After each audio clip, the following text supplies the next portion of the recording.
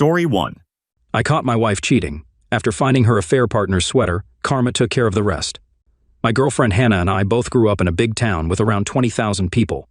Although we attended the same high school, we didn't meet until a few years ago. After college, I got a job that required a lot of travel in the state. I asked to work at my hometown's branch to do business there, and in my hometown they agreed because there was no business representative there. After a few months, I settled into a routine. 1 to 2 weeks at the city office, 1 week in my hometown, and 1 to 2 weeks traveling around the country. After a year, I decided to buy a house in my hometown. I met Hannah at a Friday night party. I had just returned from a trip and was checking paperwork at my office when Craig, the managing director and colleague, walked in. Craig and I grew up together, but we attended different high schools. Still, we became close friends. He asked about things and invited me to a house party with his buddies that evening. It was short notice, but I said yes for some drinks with friends. At the party, Craig introduced me to Hannah, a new hire at the branch where my hometown's office was. We hit it off immediately. Everything went well. Hannah got along with my parents, and her parents were happy she found someone who made her happy after dealing with relationship issues and depression. After 2 years of dating, she moved into my house in my hometown. Everything was good for nearly a year. Then things changed. FaceTime sessions were cut short, or she was too busy to answer the phone. Neighbors told me about a car similar to Craig's, a black Chevy Camaro, seen near my house when I was away. Clothes that weren't mine were found in my wardrobe. Signs pointed to her cheating, but she denied it, saying I was overthinking. She claimed Craig occasionally came over for business discussions but never stayed the night. I brushed it aside, thinking I was paranoid, and carried on as if nothing was wrong. But there was a nagging feeling that something wasn't right. I discovered she had been lying to me nearly 6 months later. I completed a large contract early, decided to book an earlier flight home, and surprise everyone. Driving into my hometown, I noticed Craig's car blocking the back entrance gate. Confused, I approached the house and saw Hannah and Craig having bed life in the kitchen. Shocked and dejected, I left without them noticing. I drove in my car for what felt like a really long time. I was crying a lot, but soon the sadness turned into anger. I really wanted to hurt them badly, but I'm not a person who believes in violence. That's when I decided I was going to make them suffer and ruin their lives. And what better time to start than now? I drove back up the alley, keeping a distance from my driveway to see Craig's car. Then I walked back to the gate where I could see into the house and called her phone. When it rang, both of them looked, shocked as my name showed up on the caller ID. I saw that she was thinking about answering, but they let it ring for a bit before going back to what they were doing. It rang again. This time she picked up the phone. As she was answering, I hung up and went back to my car. As soon as I did, she called me back and asked why I was calling so late. I said I was about 15 minutes from home and didn't want to scare her when I was coming in. She was surprised but acted happy that I was coming. The call ended quickly after she said she was going to get up and get changed. I said bye and hung up. A few moments later, Craig rushed through the gate, half undressed, jumped into his car, and sped off. I laughed a little, knowing they were close to getting caught. I waited a bit before turning my car into the same place Craig had been moments earlier. The night was quiet after that, and it wasn't until she fell asleep that I went to my office. I couldn't sleep. I needed to plan. And plan revenge, I did. My mother always taught me to be a pacifist and let karma take its course. But this time, I decided karma needed some help. I planned to punish them separately but ruin them both. I knew Craig had a medication weakness, though not major, and kept it private. I found out accidentally when I saw some powder in his office but pretended not to notice. I did him a favor because our office had a strict no-substance mistreat policy. Weeks later, with friends over, including Craig, for drinks, I made sure he was pretty drunk. I told him to stay the night. I took his office keys and went to our branch office. Knowing he'd be asleep until morning, I searched his desk and found a hidden compartment in a drawer. I hit the jackpot with all sorts of stuff inside. I took photos, put everything back, and installed a tiny spy camera above the door. Craig must have been using medications at least twice a day, judging by what I found. I had suggested installing CCTV cameras at home for security, but Hannah was hesitant. Before leaving for a flight, I staged a break-in by smashing my back door and leaving it open. I got messages about it when I arrived. My mom was panicking, Hannah was upset, and the police asked me to call. After returning calls, I told the police I was away on business and would talk to them next week. While away, I had Hannah stay with my parents and got my dad to arrange for security cameras and an alarm system. After returning, I acted surprised about the break-in and had the security company explain everything to us. Then came the question I had been waiting for: what if we conduct some business and I don't want a record of it? When she posed this question, she acted shy, but I understood exactly why she was asking. He reassured us that this was a common question. On the home computer, He demonstrated how to prevent certain cameras from recording if we wanted to maintain privacy, especially to protect her modesty. As I walked him out, I inquired if turning off the cameras could trigger a notification as a security precaution. He came back in, guided me through setting up email notifications, and left shortly after. Additionally, after Hannah finished grocery shopping, I strategically placed spy button cameras throughout the house. It was fantastic. All I needed to do was wait. At this juncture, I sought assistance from legal advice groups on Reddit regarding the couple's law in my country. I wanted to ensure that my upcoming plan could be legally executed, and I wouldn't be obligated to pay money or equity to Hannah. I wanted to avoid any unpleasant surprises where she might take money from me. Thanks to the Reddit community, I connected with a helpful lawyer who assured me that despite dating for almost 4.5 years, we hadn't lived together long enough to be considered a de facto couple. Also, the fact that I paid all the utilities on the property she lived in without paying rent demonstrated she had no legal standing for a financial claim against me. Just to be sure, he drafted a solid legal document in case anything went wrong legally. More good news followed the next week. My boss offered me a promotion to lead the team in the city, reducing travel. Accepting the offer, I began the process of transferring, which would take about 6 weeks, ample time to gather all my evidence. Upon returning to my hometown the following week, I initiated the remaining steps of my plan. I asked Craig for a favor, requesting approval for 1 week of vacation for Hannah for 2 weeks. I aimed to send her and a friend or two on a short break. He agreed, expressing enthusiasm and congratulating me on being ready to take a significant step in my life for the second time. I hugged him back tightly, although not in the way he might have imagined. He agreed and blocked out the week for me, and I requested him to keep it a surprise, knowing it would spread like wildfire around the office. That was my plan. That evening, I informed Hannah that I had booked an all-expenses-paid trip for her and 2 friends to a tropical spa resort for a week, instructing her to pick 2 friends for the surprise of her life. I then shared that the following week, I would be in the city preparing for a crucial client, and I wouldn't be home until the Monday she was leaving. This seemed to disappoint her a bit, but I assured her it would be worth it when she returned. What I failed to disclose was my decision to take a 2-week vacation on the other side of the country, mentally preparing myself for the challenges that would arise the moment she stepped foot on the plane, all while enjoying my first taste of freedom. On Sunday, 2 weeks later, I flew back and started driving home. Upon arrival, I quickly passed by my house, and sure enough, Craig's car was there, similar to the first night I caught them. I parked a bit away and checked the CCTV cameras. They were all live, but I couldn't find them. Switching to the spy cameras and the one hidden in the bedside lamp, I discovered them in my bedroom. Since we hadn't installed any CCTV in our bedroom, she probably felt they were safe on our bed. No surprise, as I had recorded them doing this constantly over the 2 weeks I was away. I then made my first call to the police. Blocking my caller ID, I informed them that I was one of my neighbors who saw someone in a car in the alley behind my house passing things through the windows to passing cars and looking into my yard. I expressed concern about possible medication dealing, providing Craig's car details and description, and stating I suspected him to be the medication dealer. They said they'd have someone there in a few minutes, so I thanked them and hung up. After that, using a new email I had just set up, I sent all the videos from the spy cam of Craig doing medications in his office, and also the photos from the other night. I forwarded these to his boss after searching through his desk. Next, I called Hannah and let her know I was about 10 minutes from home. Even though I knew she was flying out the next day, I wanted to surprise her. Looking back at the footage now, I chuckled at the commotion I caused, and I'm surprised I didn't hear any sounds. In a few seconds, Craig came out half-dressed and hurried to his car through the back door. It was perfect. As Craig sped away, a police car behind me saw him driving fast and gave chase. After arriving, greeting an excited Hannah, and doing all the couple things, she fell asleep again. On the contrary, I couldn't sleep at all. The next day, she and her friends left in a car. Once they were gone, I had to wait a few hours, but then I started executing my plan. I called my friend, a removalist, and apologized for the late notice, but I needed my place packed and moved on Friday. After agreeing on a time, I told him he would need to take certain boxes to a storage facility, which he said wasn't an issue.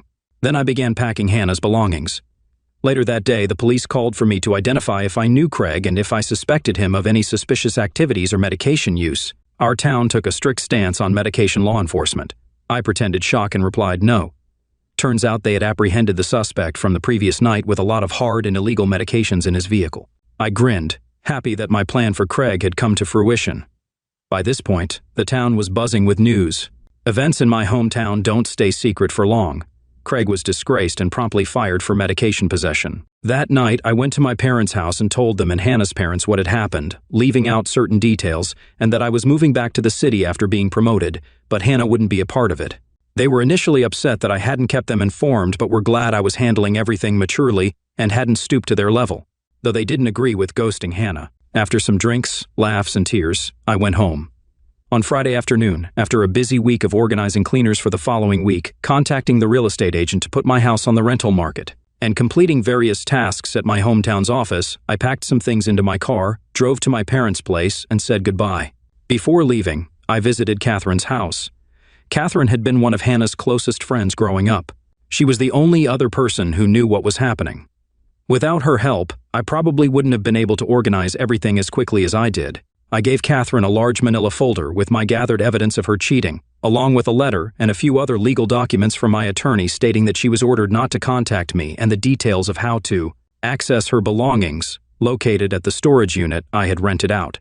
After a quick goodbye, I left and drove back to the city. On Sunday, I woke up to several missed calls, voicemails, and text messages.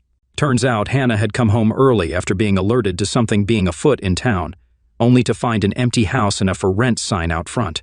Panicking, she went to my parents, who closed the door on her the moment they answered, forcing her to call everyone until she managed to somehow be contacted by Catherine and told that she had a package for her. I heard she didn't handle it well, and I knew this for sure because I got lots of angry texts and voicemails accusing me of framing Craig and being deceitful.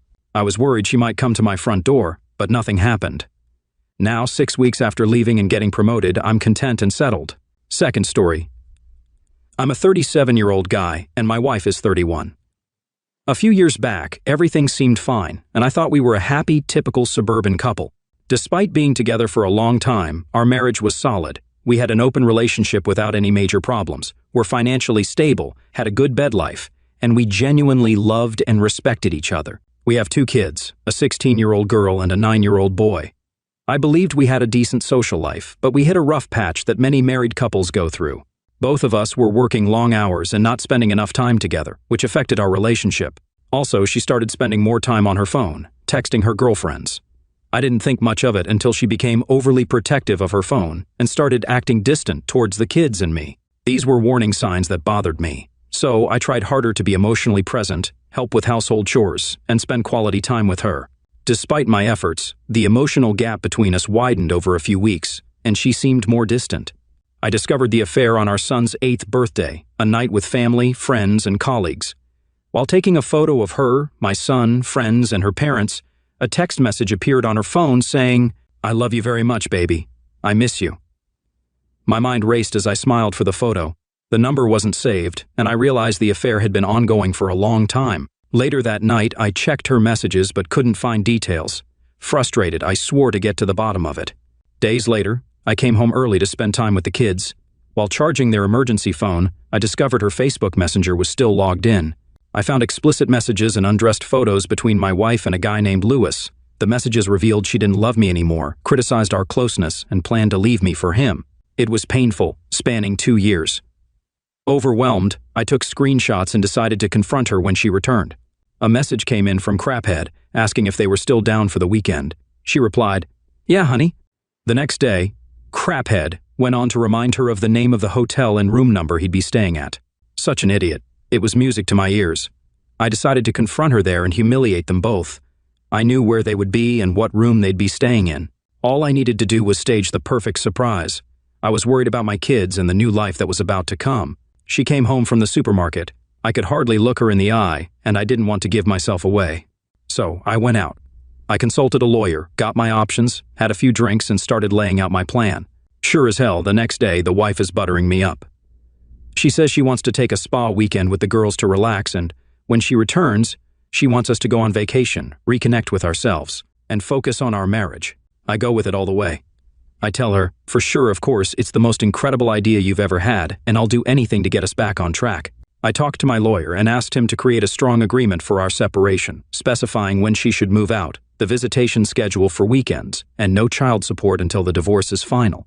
She had no idea this was coming. She got ready, left, and kissed me goodbye, saying she loves me. I told her to have fun, and she left. Immediately, I went to the bank, closed our joint and money market accounts, and got a cashier's check for her share. I deposited my half into my new account, and then went back home. In my office, I printed about 35 pages of Facebook screenshots. Killing time because I wanted her and her new partner to get comfortable before I arrived, I also called her parents, inviting them to a surprise. They were worried at first and wanted to know what the surprise was, but I calmed them down and convinced them to come. I managed to contact Lewis's wife through Facebook. She wasn't that hard to find. I tried calling, but there was no answer, so I drove to her address and explained what was going on. She initially broke down but agreed to come. We reached the hotel around 12:30, finding her parents already there.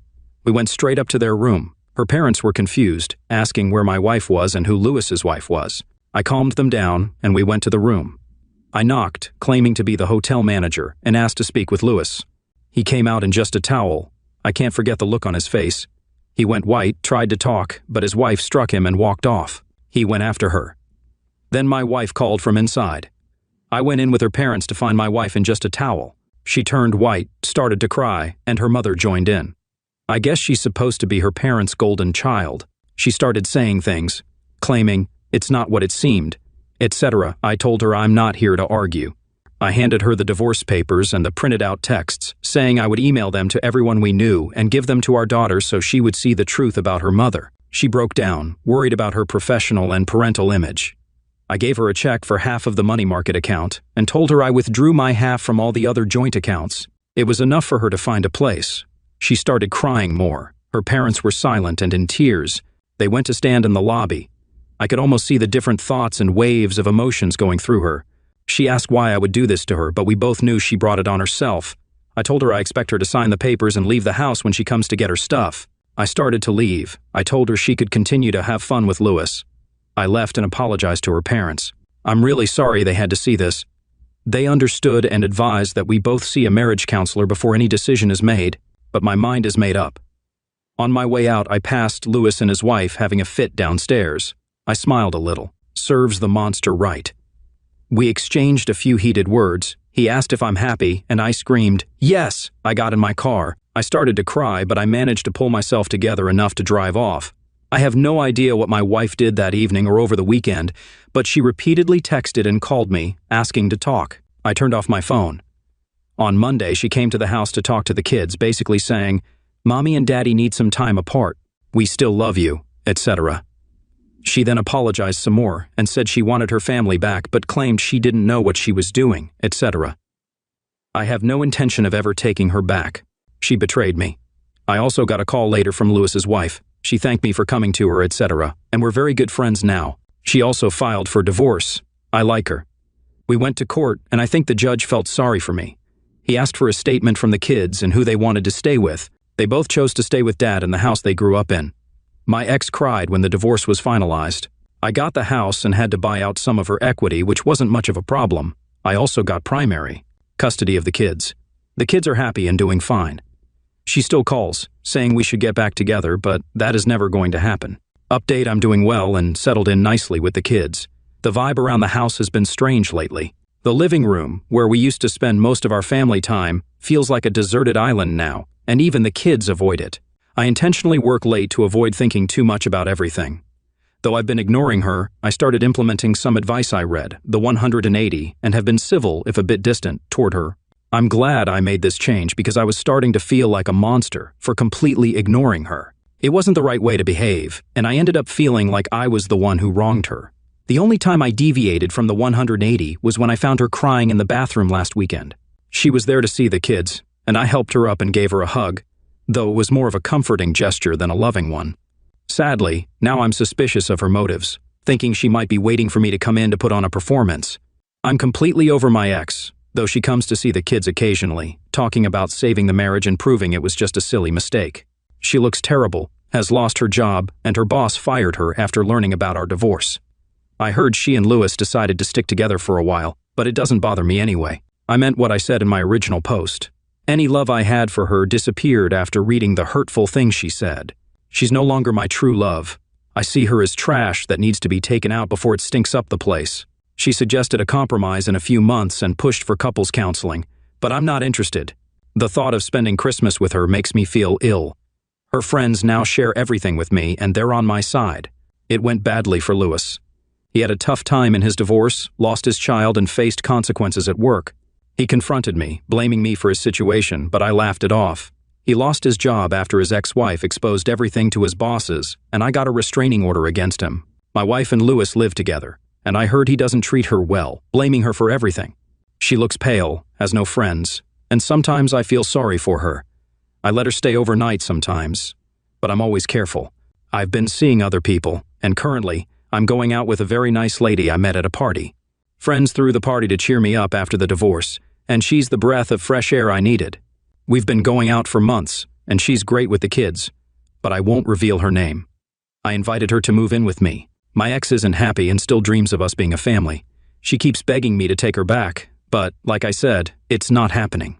She believes she can win me back no matter what. A few weeks later, I get a call from the lawyer's office. The attorney tells me that my wife is trying to reopen the case, claiming she's pregnant with my child. I'm confused because it's not possible. We haven't been close even before the divorce. She's lying, and the child isn't mine. I share this with my friends and they reassure me, saying it's just a desperate attempt to reconcile. How would getting pregnant help? It's obviously for Lewis, the guy she's staying with. The lawyer advises me not to worry, assuring me she'll need a paternity test to prove I'm the father. I'm genuinely concerned for her mental health. She should see a psychologist. The next day, she tells my girlfriend she's pregnant with my child and claims to be the mother of my kids. I kick her out, telling her that if she wants to see the kids, they'll visit her place and she shouldn't come back. She protests, but I stand firm. She refuses a paternity test but tells everyone the child is mine, claiming I did all this to get rid of her and bring in a new wife. After a few weeks, Lewis's wife contacts me and says they're getting back together. She mentions that he's suffered enough and will be moving in with her soon. I inform her about my ex and their supposed baby, and she says they'll figure it out. Lewis doesn't hesitate. He leaves my ex and returns home, leaving her alone and pregnant.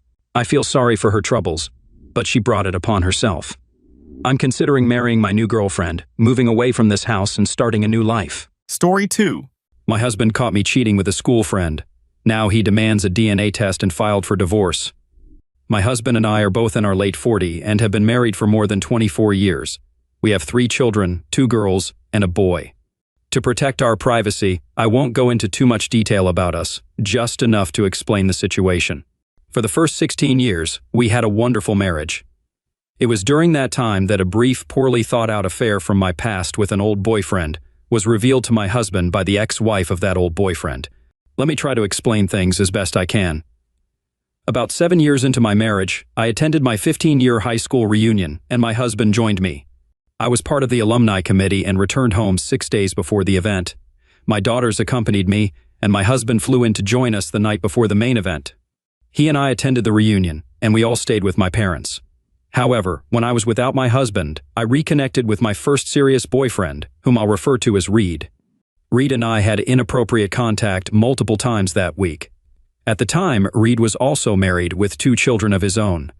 He claimed that his marriage was falling apart and that he was unhappy. In contrast, my marriage was loving and fulfilling. Reflecting back, I believe I did it to recapture some of the excitement from my youth. The years of being a mother and a homemaker in a secure marriage made me long for excitement and risk-taking. I despise myself for this. During those 3 days we spent together, we behaved as we did back in high school. But this time we were hiding our actions from our spouses as well as our parents. We ended things 2 days before the reunion, realizing what a huge mistake we had made. We swore to have no further contact and to go on with our lives as if it hadn't happened. The reunion went well, and I even introduced my husband to my old boyfriend and his wife. We all chatted for a while, and with those 2 men standing side by side, I couldn't believe I had cheated on my husband, who was the love of my life and my support. I felt incredibly guilty and terrible. Right then and there, I promised myself that I would never tell him because it would deeply hurt him, but I would make it up to him. For the next 9 years, our marriage was nearly as perfect as one could imagine. During that period, I felt a strong urge to do everything in my power to make him happy, and I did exactly that. I gave him my all and ensured there was some form of affection from me every day. I managed everything at home and took care of the children, so when he returned from work, he could relax and enjoy his time with the family. The guilt I carried was and still is incredibly profound. However, I also found immense joy in being a devoted wife and mother to our children. In this time, we had 3 kids, as I gave birth to a boy 8 years ago. My husband was overjoyed to have a son, and they formed a close bond from the day he was born. To be fair, my husband is an affectionate father and shows the same level of love for our daughters. Everything was going well for us until one day my husband arrived home from work early and said we needed to talk. I was concerned and thought something had gone wrong at his job. Instead, he told me he had spoken to my old boyfriend's ex-wife earlier that day. As soon as he mentioned their names, my heart started racing. I had difficulty breathing, and I felt lightheaded. He proceeded to explain that she had told him her husband confessed to an affair he and I had years ago. She mentioned that her husband had been diagnosed with an aggressive form of Parkinson's disease 6 years ago and was now in an advanced stage. They had been divorced for 7 years, which I also didn't know, but she and her children still helped him with some tasks as his condition had worsened. Apparently, he was consumed by guilt, and he finally confessed. She's remarried now, but she continued to assist her kids with his groceries and some basic errands, as he didn't have anyone else. To her, the affair was no longer significant, but she felt a moral obligation to inform my husband, believing he should be aware. I agree with her, but I wish she had contacted me first so I could have confessed instead of catching my husband and me off guard. I begged my husband for forgiveness, explaining that it was a long time ago and had no real impact on our relationship. I reminded him of our wonderful marriage and assured him that he and our children remain my top priority. Naturally, he was upset, hurt, and felt deeply disrespected. He became extremely angry, which was something I had never witnessed before. For the next hour, he used offensive language, including disrespectful terms, to address me. I sat there crying, not uttering a word, as I believed every word he was saying. He had been nothing but a wonderful man to me and my entire family. Once he finished his outburst, he left in his truck without specifying his destination. An hour later, he called and told me he'd return in the evening. He instructed me to gather all the kids for a family meeting and to think about what I would tell them. I inquired about what he meant, and I pleaded with him not to make me do this, as we didn't want to burden our children. I expressed that I should be the only one suffering for this, but he insisted that they needed to know the truth about their mother. He told me not to say a word to them until he got home. In the evening, I prepared dinner for the kids, but I couldn't eat much due to my nervousness. They asked where their dad was, and I informed them he'd return later as he was working. I then mentioned that he wanted to have a family meeting that night to discuss something. They inquired about why and at what time, and I told them to be ready at 8:30. I texted my husband to inform him that we were all set for 8:30 and also asked him to call me so we could go over what we were going to say. However, he didn't call. Instead, he arrived promptly at 8:30 and entered the kitchen where we were all seated. His demeanor was notably different. He was no longer angry. Instead, he was cheerful, giving each of our kids a kiss and a hug as usual. He sat down, looked at me, and asked if I wanted to start. I attempted to speak but couldn't. Tearfully, I said I couldn't do it.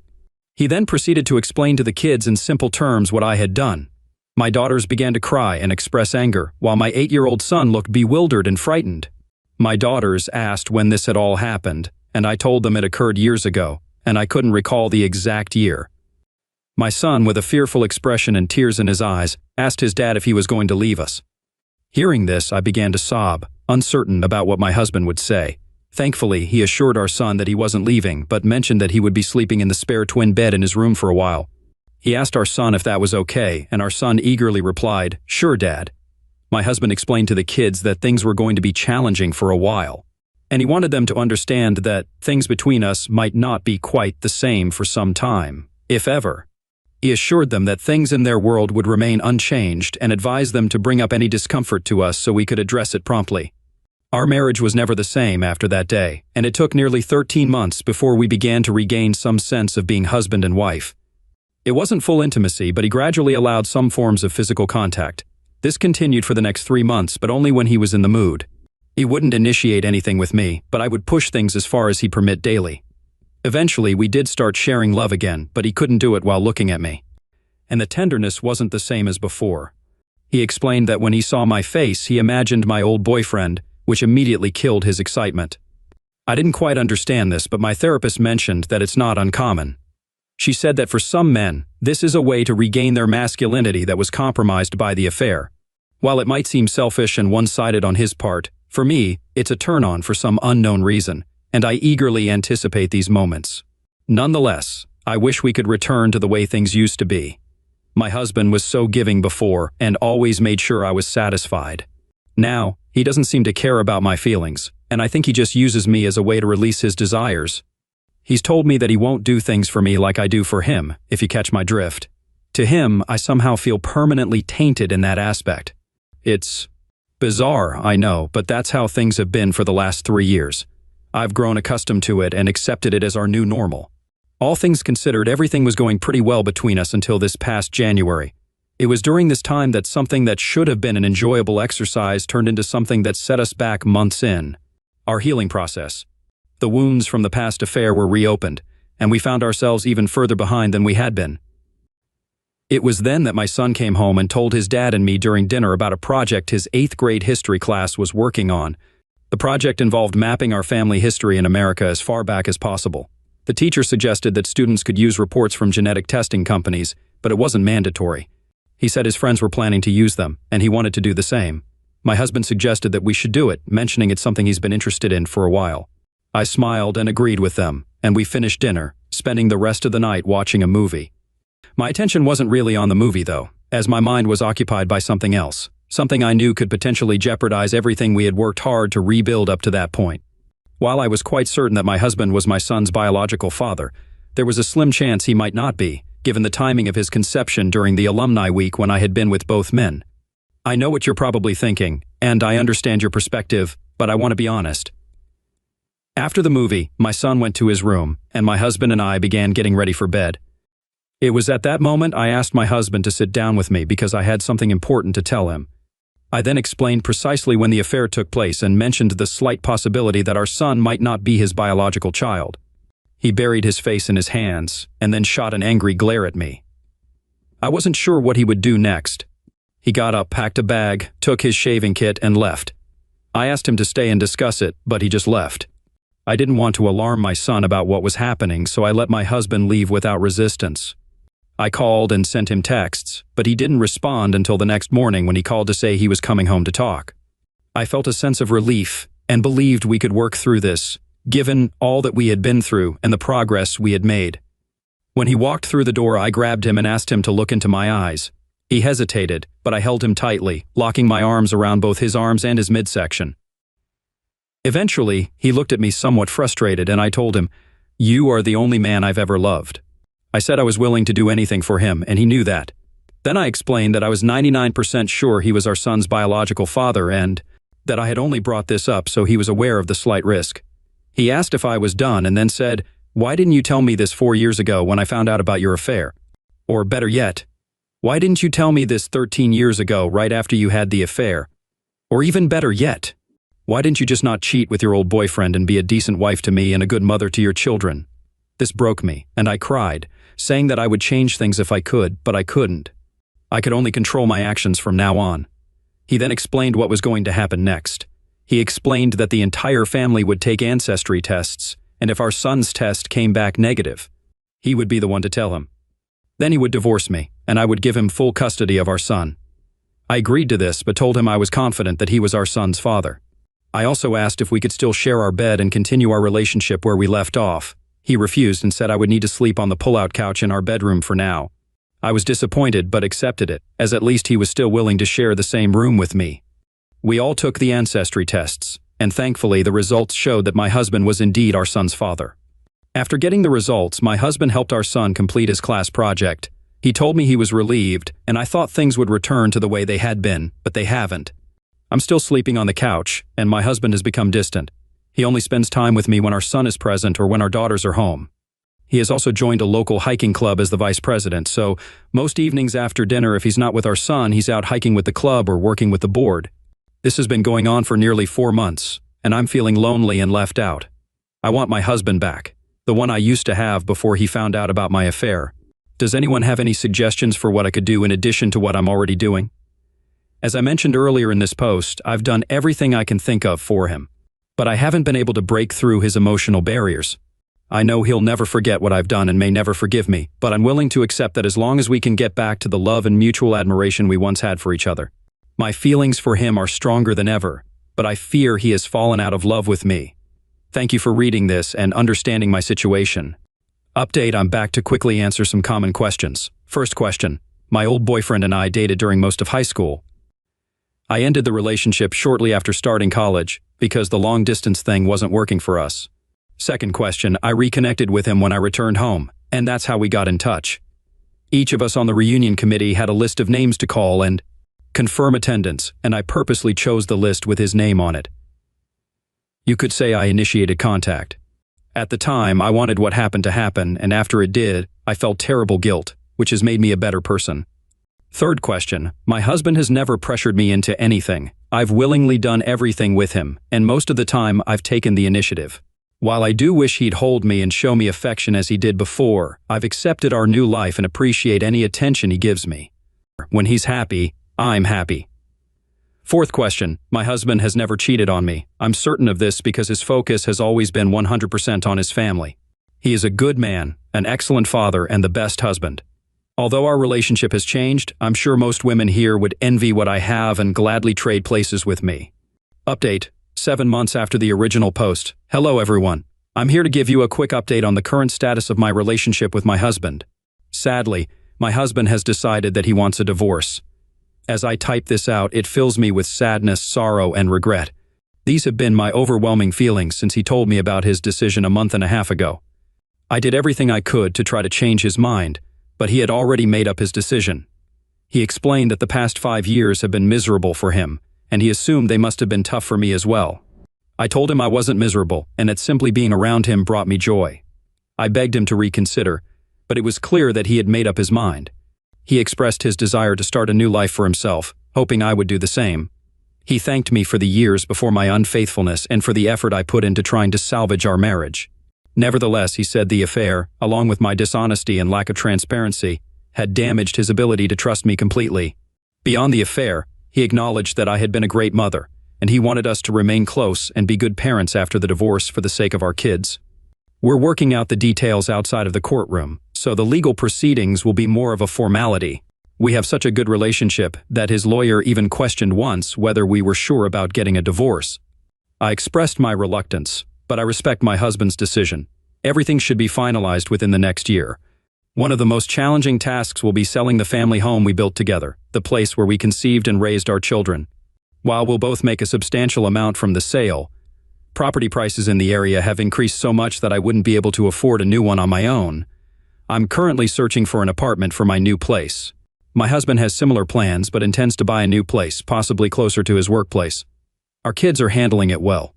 And my son has been incredibly supportive. He's truly a guardian angel. Having my son around has helped me through some really tough times.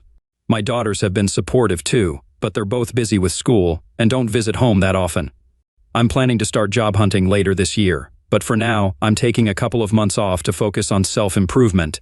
Over the past 5 years, the stress in my life has taken a toll on me, leading to some weight gain. My doctor has warned me about high blood pressure and my weight. I don't turn to alcohol, so I use food as a way to cope when I'm under stress. Unlike my husband, I don't exercise or eat healthily, which has caused me to gain quite a bit of weight, especially recently. My goal is to return to the weight I was when we first got married. In conclusion, I want to express my gratitude to everyone for the thoughtful responses and their concern for my well-being. I never thought my life was that interesting, but apparently it is. Please don't feel sorry for me, I'll be fine. The darkest days are behind me, and I'm moving towards a brighter future. Who knows, my husband might change his mind or return to me in the future. Stay grateful. Alright, that was a fun story. Now let's move on to another exciting one. Stay tuned, and let's dive in. Story 2. If I could offer one piece of advice regarding divorce, it would be not to pursue it under normal circumstances. In my case, there was no offense. We were together for 8 years, which were mostly good, and we have 4 children. Around the 5-year mark, I received a job promotion, and I started to believe that my ex-husband was somehow holding me back from more success and a better life. We didn't have much money, but with my promotion, I was now earning more than he was. I began working longer hours, while his hours were reduced, so he spent more time at home. I started to resent him for being at home and for having the opportunity to spend time with our kids. Most evenings, when I returned home, the children were either getting ready for bed or already asleep. After a few months in my new job, it became clear to me that things at home weren't going well when I wasn't there. Some nights, the dishes weren't done when I arrived, or the kids hadn't eaten, and I would find something to be upset with him about, no matter how trivial. I was angry, and it didn't really matter what it was about. He kept saying he would try harder, but he also mentioned how difficult it was being home all the time. That just made me even more furious. Over the next couple of years, things continued to deteriorate. My work hours remained long, and his job was sporadically full-time. There was never a good time for him to work full-time given my schedule, but we needed the money. Whenever he mentioned that he could take on extra hours, I would complain. The fewer hours he worked, the more I would gripe that he wasn't earning enough money. If he pointed out the inconsistency, I would tell him to figure it out. I knew this bothered him, so I started saying it frequently, using it as an excuse for many things. I truly resented him, and I withdrew from the relationship. I understood that my actions hurt him, but I didn't care. I believed that if he wanted to avoid getting hurt, he should at least try to make me happy. I used this justification when I began talking to another man at work. Initially, I considered him just a friend, but our conversations at work turned into text messages at home. These messages then led to exchanging pictures and videos, and eventually, we tried to find ways to spend time alone together. I knew it was wrong, but it made me feel alive, which my husband hadn't made me feel in years. I was weary of being unhappy, and I was doing this for myself. The worst moment was when I arrived home at a reasonable time and discovered that he had cleaned the entire house, prepared dinner for the family, and selected a movie for all of us to watch together. A couple of years earlier, this would have delighted me, but that night, I couldn't even look at him, and I faked being sick. I spent the entire evening in bed while he waited on me, checked on me, and even brought me different food in bed. It made me feel awful, and then I became angry that he made me feel that way. By the end of the night, I was texting with the other guy. Over the next month or two from that night, it didn't matter what he did. He seemed wrong just for existing. Most days he would get so upset with how I treated him, and I would deliberately provoke him into losing his temper because I knew it would happen sooner or later. After most of our fights, he would apologize for something I told him he did wrong, if there even was anything, but I never did. Instead, I would often find a way to make him feel even worse. I believed I was right because he was wrong, and that was all that mattered to me. I even pretended not to care when he found out about my relationship with the guy from work. It pained me internally to see him holding back tears, but I wasn't going to let him see that. He was at his most vulnerable when I chose to tell him that I wanted a divorce. I could almost hear his heart breaking inside his chest. He pleaded and fought, saying we could work through it together. I wasn't really interested in fixing our marriage, but I mostly ended things with the other guy only because I knew I could go back to it if I wanted. I could see he was trying, and occasionally I would acknowledge that, but most of the time, I was incredibly harsh to him for any and all reasons I could think of. I'm not sure what more the man could have done to make me happy, aside from finding a job that paid enough for me not to have to work at all. He said he was looking, but looking and finding a job are two different things. It was around this time that I discovered this group and a few others. I started posting things about him solely from my perspective, and I received a lot of positive feedback about how I was feeling, which reinforced my belief that I was right. The more I posted, the more validation I received. It wasn't just me who believed that my ex-husband wasn't worth keeping around. The entire internet was telling me how terrible he was. I began saying terrible things to him and even outright ignoring him. I was so confident in my opinion and the opinions of others that I contacted a lawyer and, within a couple of weeks, had filed for divorce. I kept using this website and a couple of others to find validation for my feelings and get encouragement to go through with the divorce, and eventually, I went ahead with it. The process went relatively smoothly. My ex-husband didn't ask for much except not to get divorced and to try to work things out. I didn't care about that, though. He was shattered, but I felt liberated. I had the freedom to do as I pleased without feeling guilt or having to answer to anyone. It was an incredible sense of freedom. However, this feeling didn't last long. In the first month after he moved out, I missed garbage day 3 times. The dishes rarely got cleaned, and the laundry piled up for so long that I had to do the sniff test to see if it could be worn again. I also rarely saw my kids happy. My oldest had seen some messages from the other guy months earlier, and she knew my ex-husband still wanted to try to work things out. It didn't take her long to stop talking to me altogether, except to express her desire to go to my ex-husband's house. The other kids also told me they wanted to live with him. I tried to make them happy but ended up just buying them toys all the time, and the happiness was short-lived. I was also struggling at work. Being alone, I couldn't work all those extra hours that were expected of me. Eventually, I gave in and started calling my ex-husband to watch the kids. He always came over as soon as he could, asking if I needed anything. When I returned home, I'd find clean dishes, laundry done, and even dinner prepared at times. He didn't say much after I got back, just advised me to call him if I needed anything, and left. He always looked so sad when it was time to go. Finally, after a couple of months, my friends convinced me to go on a date. It was for dinner and a movie, and I was initially excited and hopeful. But during dinner, an overwhelming sense of guilt started to consume me, and it got so bad that I didn't even make it to the movie. About a week later, after shedding countless tears, I found myself on a therapist's couch. I recounted everything that had transpired, starting with the work promotion. The therapist didn't agree with me or the encouragement I had received for the divorce. I ended up visiting her office 2 and sometimes 3 times a week. The more I talked to prove that I was right, the more I began to realize how wrong I had been. It was truly heart-wrenching. I'm not sure if I had ever cried as much in my whole life as I did in the first month in her office. After spending around $2,000 on therapy sessions, I came to realize that while my ex-husband had his faults, I had far worse flaws. I did so many terrible things and said awful things that I wouldn't want to be with me, yet he did. I still remember a moment when he asked me during a meeting with the lawyer not to proceed with the divorce. However, I went through with it, and later, I boastfully shared on this platform how great it felt. I was completely wrong, and now I can see it. A couple of weeks ago, I approached him as he was leaving the house and asked about the possibility of getting back together. When he looked at me, his eyes welled up with tears and a couple rolled down his cheeks. He explained that he didn't know if he could. He said that the pain had been too much for too long, and he feared that if we reunited, I might hurt him once again. He mentioned that he had always hoped I would realize how much he loved me up until the moment I signed the divorce papers, and he released an exaggerated sigh of relief. He confessed that this hurt him more than anything else, and that he wasn't sure if he could ever trust me again. I don't blame him. I essentially broke a man who, looking back, was a great husband. I deprived my children of having a wonderful father at home, and I took his children away from him.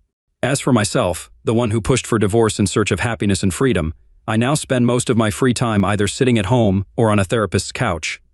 Please don't solely rely on the advice of anyone on this website or any other regarding divorce. If your marriage is going through a rough patch, start by examining yourself and consider making changes. This advice is for both men and women. Divorce is not enjoyable, and life post-divorce is not a walk in the park. Witnessing your husband broken and your children perpetually unhappy due to your actions is one of the most painful experiences I can imagine. I wish all of you the best and hope you'll give your marriages a second chance. Story 3. While scanning the restaurant for the client I was meant to meet, I spotted my ex-wife, Susan, accompanied by a slightly overweight middle-aged man. It was evident he had once been in good shape, but the effects of indulgence and time had altered his physique. Susan sat beside him, radiating contentment. Every aspect of the man hinted at wealth. Standing in the foyer, memories came flooding back to me. Despite 3 years having passed since our divorce, the emotions felt as raw as if it were yesterday. This is how I found myself here, observing from afar rather than being by her side. Nonetheless, as events unfolded, her desires were fulfilled. My troubles began with a trip to Albany for a client meeting. Opting to stay overnight to avoid a lengthy drive back, my plans were disrupted when, barely an hour into the journey, the client called to report a broken fender, though he was undamaged. Apologizing for the late cancellation, he expressed his regret, to which I assured him it was no inconvenience, suggesting we reschedule. Nevertheless, I felt unprepared for the extra 2 hours of driving ahead. Promising to do my best, I planned to return home for a surprise romantic dinner with my beloved wife. 90 minutes later, I finally turned onto my street. The first thing that caught my eye was the presence of 3 unfamiliar cars parked in the driveway. Knowing my wife often invited her friends over when I was away, I didn't think much of it. I parked on the street and entered the house, assuming everything was normal. However, the sight of 4 sets of clothes strewn across the living room floor immediately signaled that something was amiss. As I stood there, a gut-wrenching realization hit me. My wife's passionate cry wasn't a call for help. It was a familiar plea for more intense lovemaking. My heart sank as I grasped the truth. My wife was engaged in a carnal encounter with someone else. Despite my reluctance, I knew I had to face the reality awaiting me upstairs. Upon reaching the top of the stairs, I was met with the sound of my wife emitting a primal scream.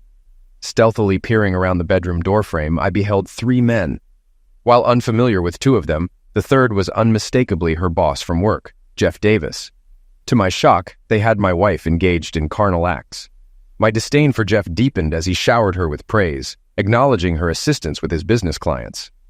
It sickened me to realize that this idiot was exploiting my wife for his professional gain. All 3 of them treated her as a mere object of pleasure, using derogatory language and exerting their dominance over her. Witnessing her behavior, so alien to the woman I knew during our 10 years of marriage, I couldn't help but agree with Jeff's choice of derogatory label for her. Quietly retreating, I slipped downstairs unnoticed, seeking refuge in my office. Retrieving my digital video camera, I found it still had some battery life. With an old holiday cassette inside and space for recording, I aimed to document my wife's actions for legal purposes rather than creating some illicit spectacle. Setting up the camera at the bedroom door, I captured footage of my wife's face and the others involved, managing to endure only 510 minutes of the ordeal before my emotions overwhelmed me. While some might find such a scene arousing, for me, it brought only sadness and a profound sense of betrayal. Feeling utterly deflated, I sought solace downstairs to collect my thoughts. In my office, I retrieved my weapon from the safe, removing the safety as a precaution. Though not inclined toward violence, I couldn't shake the urge to assert myself if things escalated. Venturing into the living room, I confiscated the car keys and wallets from the discarded pants strewn across the floor, deflating the tires of all vehicles parked outside, including Sue's car. Returning indoors, a sinister grin crossed my face as I concocted a plan, confident it would succeed if Sue took her cell phone. Spotting it on the bedside table during my recording, I readied my camera, positioned myself discreetly behind the stairs, and dialed her number. After several unanswered attempts, she finally picked up, the silence in the house indicating she had warned the others to remain quiet. Sue, breathless, inquired, "Hey, Bobby, how's Albany?" The faint chuckles of the men in the room were audible. "You seem winded, are you okay?" I pretended concern in my voice. "Yes, had to hurry upstairs for my phone call," she replied swiftly, composing herself. "My client canceled, so I'll be home shortly. Interested in dinner?" I asked calmly, though internally I felt more agitated than ever. "Heading home now?" she asked anxiously. "Sounds good. Just need to get ready, babe. See you," she hurriedly replied before ending the call abruptly, leaving me with a knowing smile, aware of what was about to unfold in just a minute. As anticipated, 4 completely undressed individuals began descending the stairs into the living room. The men swiftly dressed, and Sue also hurriedly tidied herself. As they all rushed out, Sue slipped on shoes and a jacket, glancing outside, hoping they'd depart before she did. Had she been less excited, she might have noticed my car parked on the street. The men all started shouting at her simultaneously, prompting Sue to step onto the porch to listen. At that precise moment, I slammed the front door shut and locked it behind her. My wife caught a glimpse of my face as I closed the door, attempting to communicate through the side window with a pleading tone in her voice. The time for discussion was over. The other men returned to my porch, banging on the front door, indicating they wanted their belongings. Realizing their intentions, I dialed emergency, reporting an attempted break-in. The dispatcher informed me a neighbor had already called. Providing my name and address, I awaited police assistance, which arrived promptly just 2 minutes later. After the police interrogated my wife, I approached the 2 officers at the scene and informed them that my wife had been maltreated by the men present, demanding their arrest. This caused immediate reactions from the men, who began shouting that they were invited, and she consented, denying any maltreatment allegations. Everyone, including myself, turned to Sue, waiting for her response. She avoided eye contact and admitted in a subdued voice filled with shame that she had invited the men into the house, engaged in closeness activity with them, and wasn't maltreated. She acted of her own volition. The men seemed relieved to avoid maltreatment charges. Shortly after, 2 more police cars arrived, and they recorded everyone's names for their report. The senior officer then addressed me, suggesting that since my wife invited these men and they were all over 18 years old, there was little legal recourse. He recommended counseling or similar assistance, delivering the remark with disdainful glare towards my wife. I instructed the police to call a taxi and informed them that Mrs. Thomas would not be allowed back into the house. That evening, one of the men called a taxi after discovering their flat tires. They also attempted to accuse me of stealing their belongings, but I refuted their claims to the police. Turning, I walked back to the porch, where Sue remained with them until the taxi arrived. I stood on the porch, my eyes flashing with anger. Despite my fury, my wife bravely approached me. Unaware of my rage and the firearm on my person, she may have fled had she known. "Bobby, I'm deeply sorry," she attempted to speak, but I swiftly interrupted. "You've shattered my heart, and I'll never forgive you. Jeff called you a strumpet, and honestly, I think it's fitting. Henceforth, I'll refer to you as such and won't use your real name again. If you ever need to communicate with me, do so through Tad." With those final words, I retreated into the house, locking the door behind me, leaving her standing there. She hurried back to the group in tears, and Jeff moved to console her. She rebuffed his embrace, which oddly brought me some solace. However, my fleeting satisfaction soon waned. Upon returning to my bedroom, the scent of lovemaking pervaded the air, further incensing me. I erupted in fury, ransacking the entire room. Hauling the mattress, I hurled it onto the front lawn. Retrieving my toolbox from the garage, I disassembled the bed, tossing its pieces outside along with the mattress. Returning to the bedroom, I seized Sue's cell phone from the floor, scrolling through her contacts and messages. Predictably, I discovered repugnant emails, photos, and even videos of unfamiliar men engaging in carnal acts with her. Examining the images, it was evident she was acquainted with them. I chuckled bitterly at my former attentiveness to her, realizing those days were long gone. I carted all the boxes from our bedroom downstairs, depositing their contents in separate piles on the front lawn. Proceeding to purge her belongings from the guest room, I encountered an unexpected revelation. Moving each dresser drawer outside as I had done with the bedroom items, I encountered resistance with the last bottom drawer. Fueled by anger, I forcefully yanked it, hearing a telltale crack. With a bit of force, the drawer finally opened, revealing the source of the obstruction. 7 or 8 DVDs hidden beneath. I accidentally cracked one of the plastic cases, but fortunately, the drive remained intact. My heart sank once more as I examined the discs. I didn't think I could feel any worse, yet I did. Descending the stairs, I scrutinized the titles on the discs, which only intensified my distress. Arriving in the living room, I arranged everything on shelves for closer inspection. The first disc depicted Sue with her close friend Sarah at Sarah's residence. Sue often assisted at Sarah's gatherings in Avon, typically held on Tuesdays and Thursdays. It seemed they engaged in closeness activities with various individuals at her house. As I watched the footage over several hours, tears welled up, halting only at the sight of the final 2 discs. The first showcased Sue with her tennis instructor, a service I funded. She attended lessons every Saturday, returning too fatigued for closeness later in the evening, which now became clear. The second disc revealed Sue engaging in closeness encounters at her workplace, specifically in the boardroom with Jeff, her boss, and Jeff's superior, Bill Evans.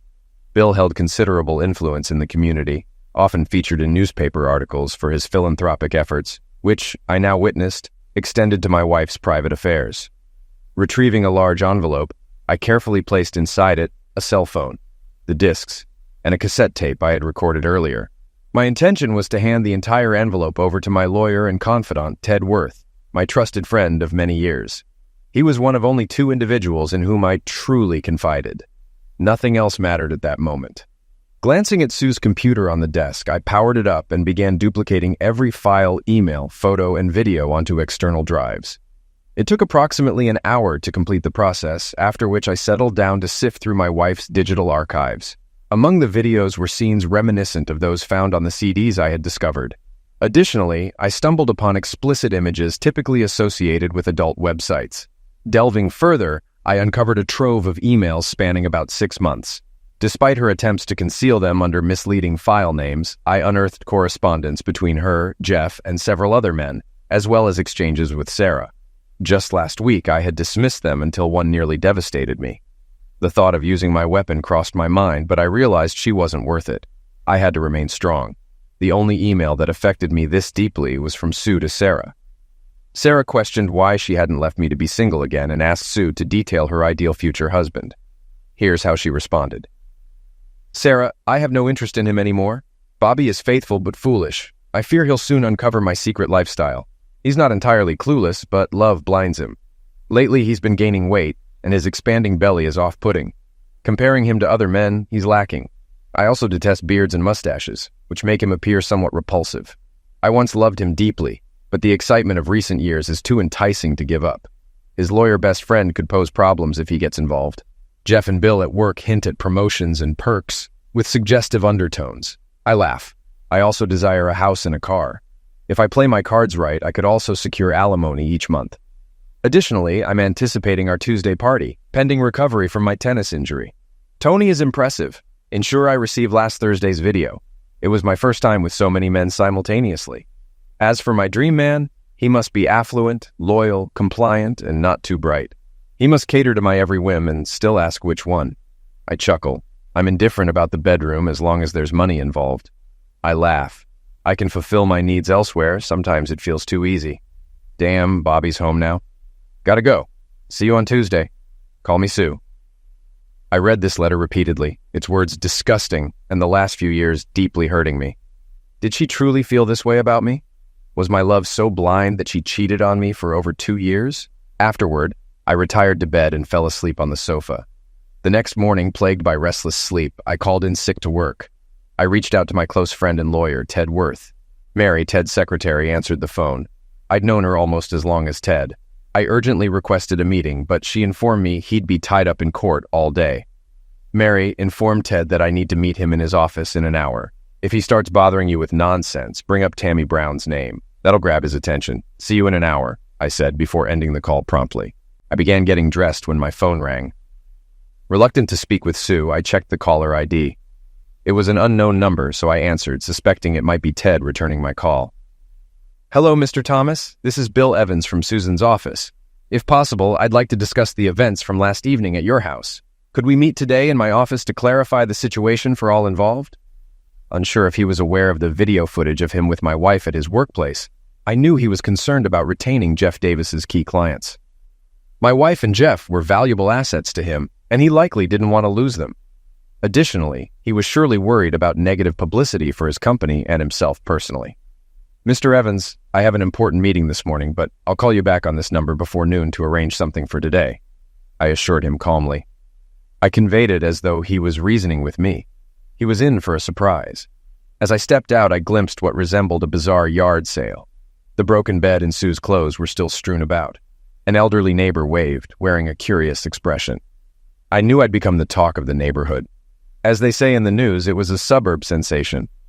In the city center, I grabbed a bite to eat before heading straight to Ted's office. Mary brewed a cup of coffee for me. Lots of cream, no sugar. We had a long history together. Holy crap, Bobby. I don't know what you've got on Tad, but I mentioned his name and he instructed me to clear his schedule for today. I could use a month off, she quipped.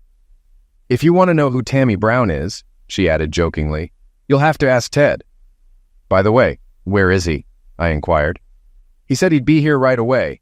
He needed to reschedule his meeting with the judge for today's court hearing, she informed me. Just then he walked in. Holy crap, Bobby. Tammy Brown. You must be in big trouble for mentioning that name to me. Come into the office and let's talk. Mary, don't patch me through to anyone right now, Tad quickly interjected. I grabbed my coffee and he shut the door for privacy. I recounted the events of the previous evening and shared what I had discovered about Sue's new lifestyle. Then, I handed him an envelope with the evidence I had gathered, and finally, he spoke. He listened attentively to my story without interruption. I could see the legal gears turning in his head as he processed the events from the night before. I also informed him about Bill Evans's request for a meeting today. Well, Bobby, as they say, let's prioritize. I've known you for a long time, and I understand you're devastated. Is there any chance for reconciliation with Sue? He inquired.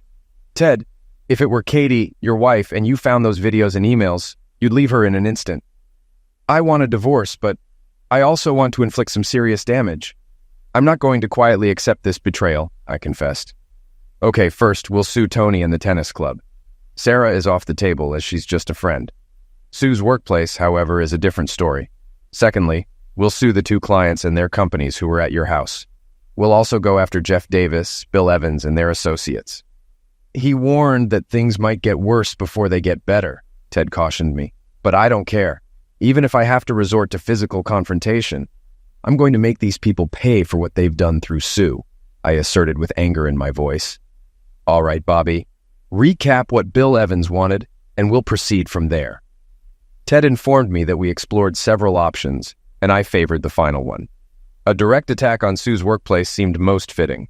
I had leverage with video evidence of Davis, Evans, and Sue in their boardroom, Ted explained, noting that as Sue's superiors, they influenced her position.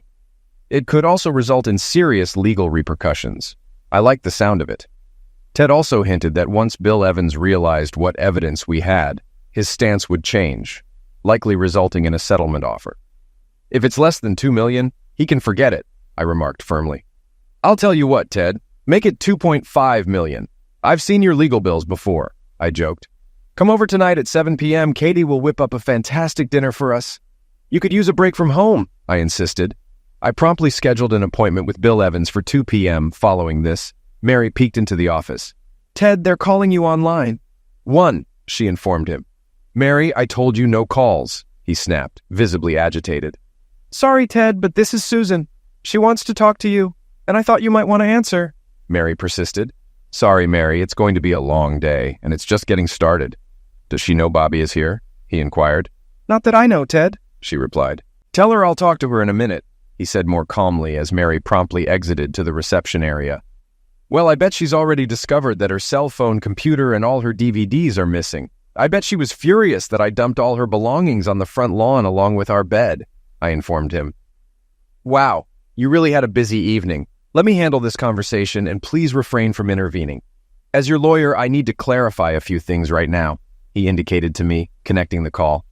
I started to overhear a one-sided conversation, but I could almost discern what she was saying to Tad without hearing her words. "Hi, Susan, this is Ted. Yes, I already spoke to him. Bobby is a stand-up guy and my friend. I thought you, of all people, would have his back instead of betraying him." "No excuses, Sue. I'm not in the mood. Yes, I'll represent him. He has strong arguments. You know this won't be pleasant, right? I'll talk to him. But you've shattered a man who was always faithful and deeply loved you. I doubt he cares about your opinion. My advice is to get yourself a good lawyer. You'll need one. Yes, Bill Evans scheduled an appointment for 2 p.m., though I don't think you should attend. Listen to me, Sue. If you even attempt to eavesdrop outside the office door, I'll advise Bobby to leave, and things will escalate." "It's better to wait and keep yourself composed today. I know he put your belongings out on the lawn, but just as you can invite strangers into your bedroom, he can remove your possessions from the house. Frankly, I'm surprised he didn't resort to violence last night. Yes, he was armed, but for self-defense purposes. Remember, he believed you were in danger of assault. It's in the police report. I can't say for certain, but if it were my Katie, I'd likely be in custody right now. I think he acted out of anger given the circumstances. Regarding your computer, cell phone, and any other missing items, you'll need to speak to the co-owner of the house. Perhaps he left them on the lawn along with your clothes, and someone took them. I've handled all the escrow paperwork for the house, and you both have equal rights. How you exercise these rights is up to each of you." Ted responded that he would inform him immediately and advised Sue sternly to remain where she was and let Bobby stay in the house until things were resolved, as it wasn't safe for her to be there with him at the moment.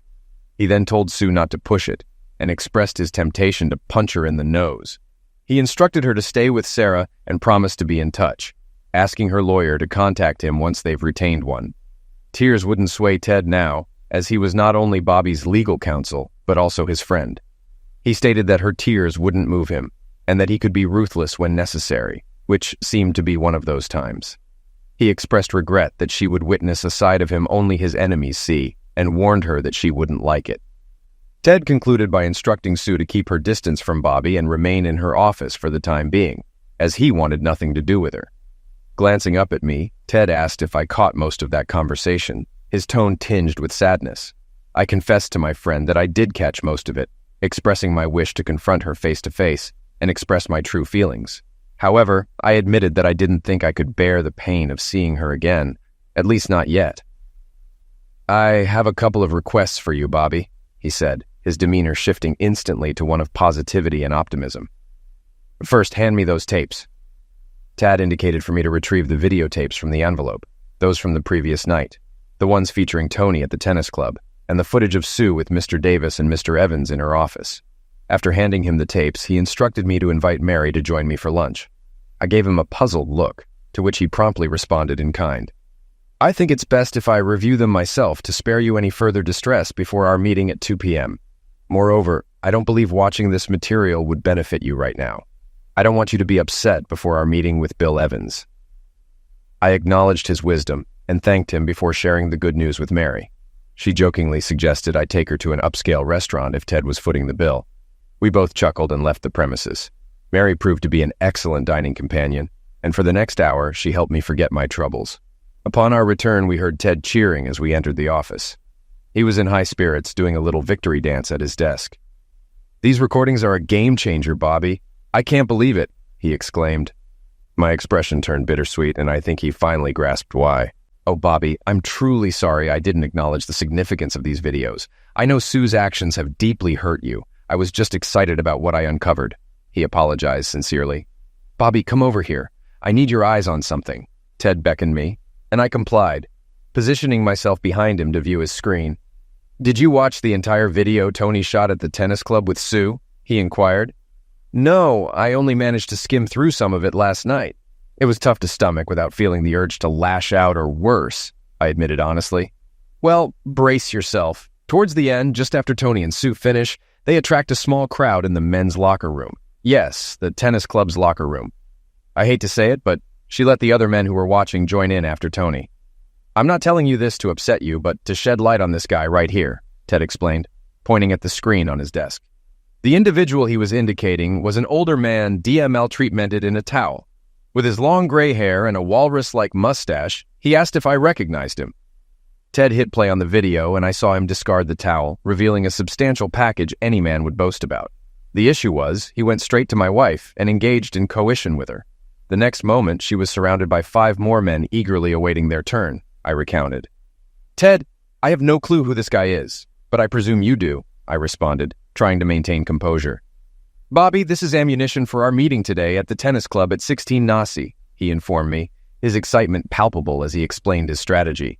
I grinned when I heard his plan. Besides being my friend, Ted was an exceptional lawyer. I was relieved to have him on my side this time. We departed his office for downtown, armed with a portable DVD player, some printed photographs, and legal envelopes. Upon arrival at Sue's building, we proceeded to Bill Evans's office on the top floor, with Sue's office located 1 floor below. After waiting in the reception area, we were eventually ushered into Mr. Evans's lavishly furnished office. Just before entering, I sensed someone observing me from the hallway. I glanced in that direction and caught a glimpse of the woman before she vanished around the corner. Guess who? I thought to myself, relieved I wouldn't have to confront her today. We stepped into Bill's office, adorned with opulent furniture and adorned with plaques, awards, and photos of him with various notable figures. The thought crossed my mind. Had he ever brought Sue here? At that moment, my disdain for Mr. Evans intensified more than ever. I introduced Ted and took the lead in the conversation. Hello, Mr. Evans. This is my friend Ted Worth, and he'll be joining us for the meeting you scheduled today, I informed Bill as we exchanged handshakes. Mr. Thomas, Bob, I thought this was meant to be a private meeting between you and me, Mr. Evans inquired. Well, I decided to bring Ted along. Anything you have to say to me, you can say to him as well, I stated firmly, without opening it up for discussion. He accepted Ted's presence and directed his remarks solely at me, disregarding Ted. This brought a smile to Ted's face. I anticipated what was coming next, but allowed Mr. Evans to speak first before we burst his bubble. Bob, may I call you Bob? Bill asked. Absolutely no issues. In fact, I thought it might be beneficial to have Jeff Davis present at this meeting too. I'm not sure if it's feasible, but it concerns him as well, I informed Mr. Evans. After a brief pause, he pressed the intercom button. Julie, inform Jeff that I require his presence in my office immediately. Tell him to drop everything and come here right away. Understood. Jeff will be here shortly. In the meantime, I want to express my sincere apologies for the trouble caused by Jeff and Sue in your life. I know last night must have been awful, but if we collaborate, we might be able to find a solution beneficial to all parties, Bill expressed optimistically. What exactly do you mean, Mr. Evans? I inquired, waiting for Jeff's arrival. I genuinely care for your wife, Sue, Bill began, but was interrupted by Jeff's entrance. He hesitated momentarily, appearing as though he might turn and leave, but Bill instructed him to take a seat. Reluctantly, Jeff complied, avoiding eye contact with me. Bob, I wanted to convey that I have great affection for Sue. Almost like a daughter, he started to speak when Ted interjected. Are you implying you have a penchant for incest, Mr. Evans? Ted asked, catching him off guard. I chuckled to myself, understanding the intent behind Ted's remark. What are you suggesting? Do I have a fondness for incest? What on earth does that mean? He retorted with indignation. Well, allow me to illustrate. As they say, a picture is worth 1,000 words, Ted stated, placing the DVD player on Bill's desk. These are screenshots from the video you're about to watch. He handed them to Jeff, not Bill. Jeff's eyes widened, and he passed them slowly to Bill. The images depicted Bill and Jeff both involved with my wife, leaving no room for doubt about their identities or actions. I even suspected Bill recognized his own boardroom table where he and Sue had engaged in their activities. Jeff, are you seriously telling me that you were foolish enough to record this on video and distribute copies? Bill queried, nearly speechless. It was evident that Jeff was currently unable to provide a response and appeared completely dumbfounded. "Well, Mr. Evans, here's how it's going to unfold. Oh, and just to clarify, I'm Bobby's attorney as well as his friend. So let me outline what we expect and how we expect you to address it," Tad informed the shocked audience, thoroughly relishing the moment.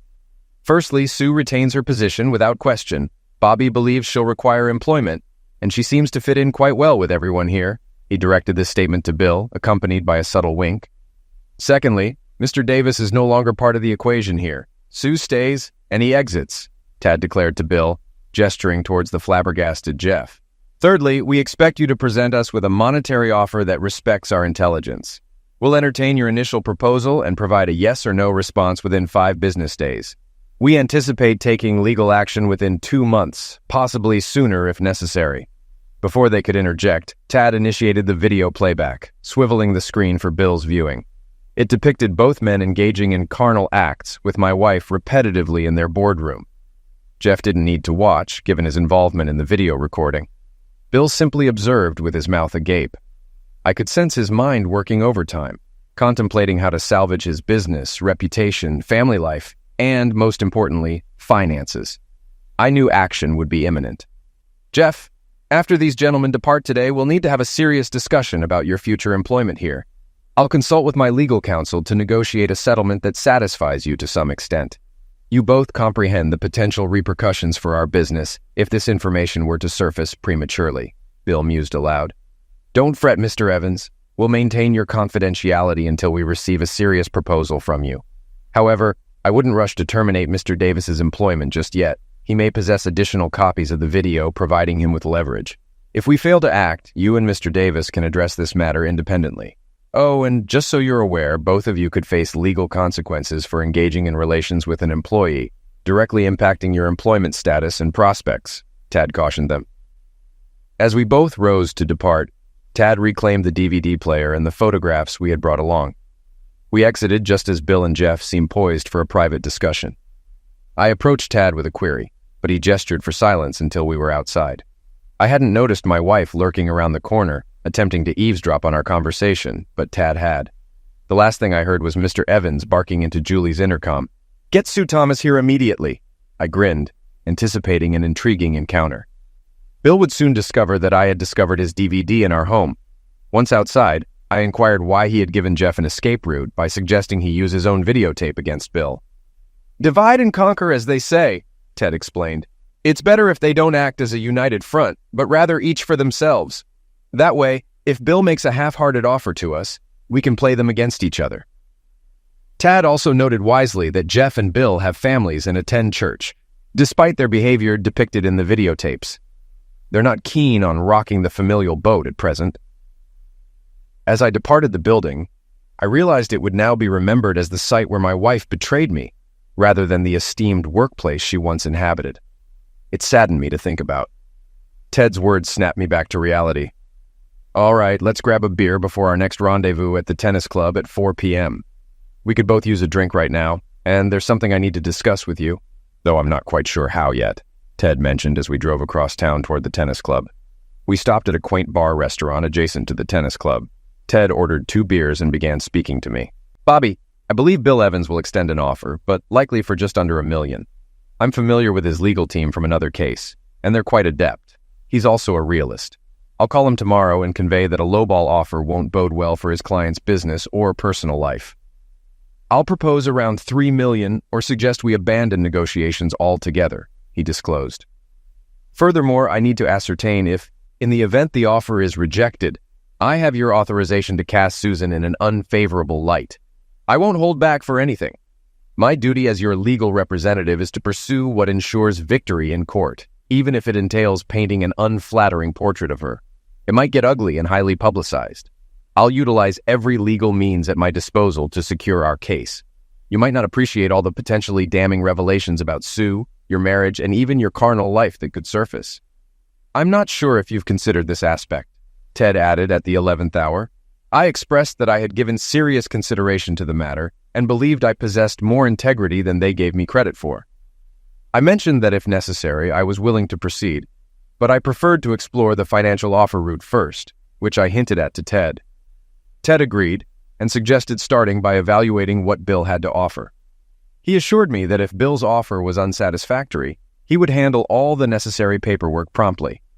Additionally, he mentioned leveraging his newspaper contacts and friends at 3 local news stations. He said they would be willing to obtain footage or images, even if they needed to censor the explicit content with blue bars, as they say in sitcoms. Ted, you've consistently been there for me, and I trust your judgment. I just wish this whole mess never happened. Being an oblivious husband was more enjoyable than being publicly humiliated by a cheating wife. Nevertheless, you have my authorization to take whatever actions are necessary. After all, I didn't initiate this debacle, but I'm determined to conclude it soon, I expressed with frustration in my voice. Understood, Bobby. No problem. Now, let's discuss the material for our next meeting. This guy, Mr. Harry Rydell, is the owner of the Ace Tennis Club. This is the guy I pointed out in the video in my office. He's indicated that he'll likely adopt a laissez-faire attitude, asserting that adults will be adults and he won't intervene. Even Tony's tennis coach might be dismissed for appearance's sake, only to be rehired later. Tony's quite popular at the club, particularly among female members. Keep in mind, Bobby, that while men primarily pay club dues, women are also stakeholders. This dynamic will be pivotal in your interaction with Mr. Rydell, he briefed me on the situation. We arrived just in time, and it was evident that Mr. Rydell and Thad didn't see eye to eye. Their animosity was palpable from the outset, Mr. Rydell told Thad bluntly, signaling the meeting's conclusion. Mr. Rydell, this is Bob Thomas, he said, nodding in my direction, and his wife is a member of your club. It has come to our attention that Tony Simba, your tennis instructor, was having an affair with Mr. Thomas's wife. We want to know what you plan to do about this, Tad finished. He waited for Rydell to speak, but even I knew that he would take everything upon himself, and in a few words, send Thad to hell. Listen, what 2 consenting adults do behind closed doors in their own time is none of my business, Harry Rydell informed us. And as for you, Mr. Thomas, if you can't satisfy your wife in the bedroom, don't come crying to me and blaming me if she strays. There are plenty of unhappy spouses who frequent the Ace Tennis Club. Some keep returning for the personalized attention my staff provides them, if you catch my drift, Harry said, winking at me. I felt the urge to lash out at him, but Ted restrained my wrist and quietly advised me to stay composed and follow his lead. You see, Harry, you're assuming this occurred outside the club without the owner's knowledge and consent. It's presumptuous of you to make such assumptions, Ted confronted him, pulling out a DVD player and placing it on his desk. Ted pressed play, directing the screen towards Harry. It was evident from his reaction that he didn't like what he saw in the video footage. Before Harry could respond, Thad interjected, Harry, you, with full awareness and with your colleague's complicity, took advantage of a paying member of your club. Mrs. Susan Thomas, a married woman whose dues were paid by Mr. Thomas, is now a dissatisfied customer, Thad informed the silent Mr. Rydell. When this information surfaces, every dues-paying man will want to know if his wife is engaging in similar activities while he foots the bill. I'll have to subpoena everyone present in the locker room that day. Married men may not be pleased with you about this, Ted added, adopting an almost storytelling tone. Furthermore, there's the issue of reasonable expectation of privacy when filming in the locker room. Harry, once I'm through with you, your club won't retain its community reputation, and your bank account may suffer as well, Ted asserted for added persuasion. So here's what we're after. A substantial offer from you and prompt action.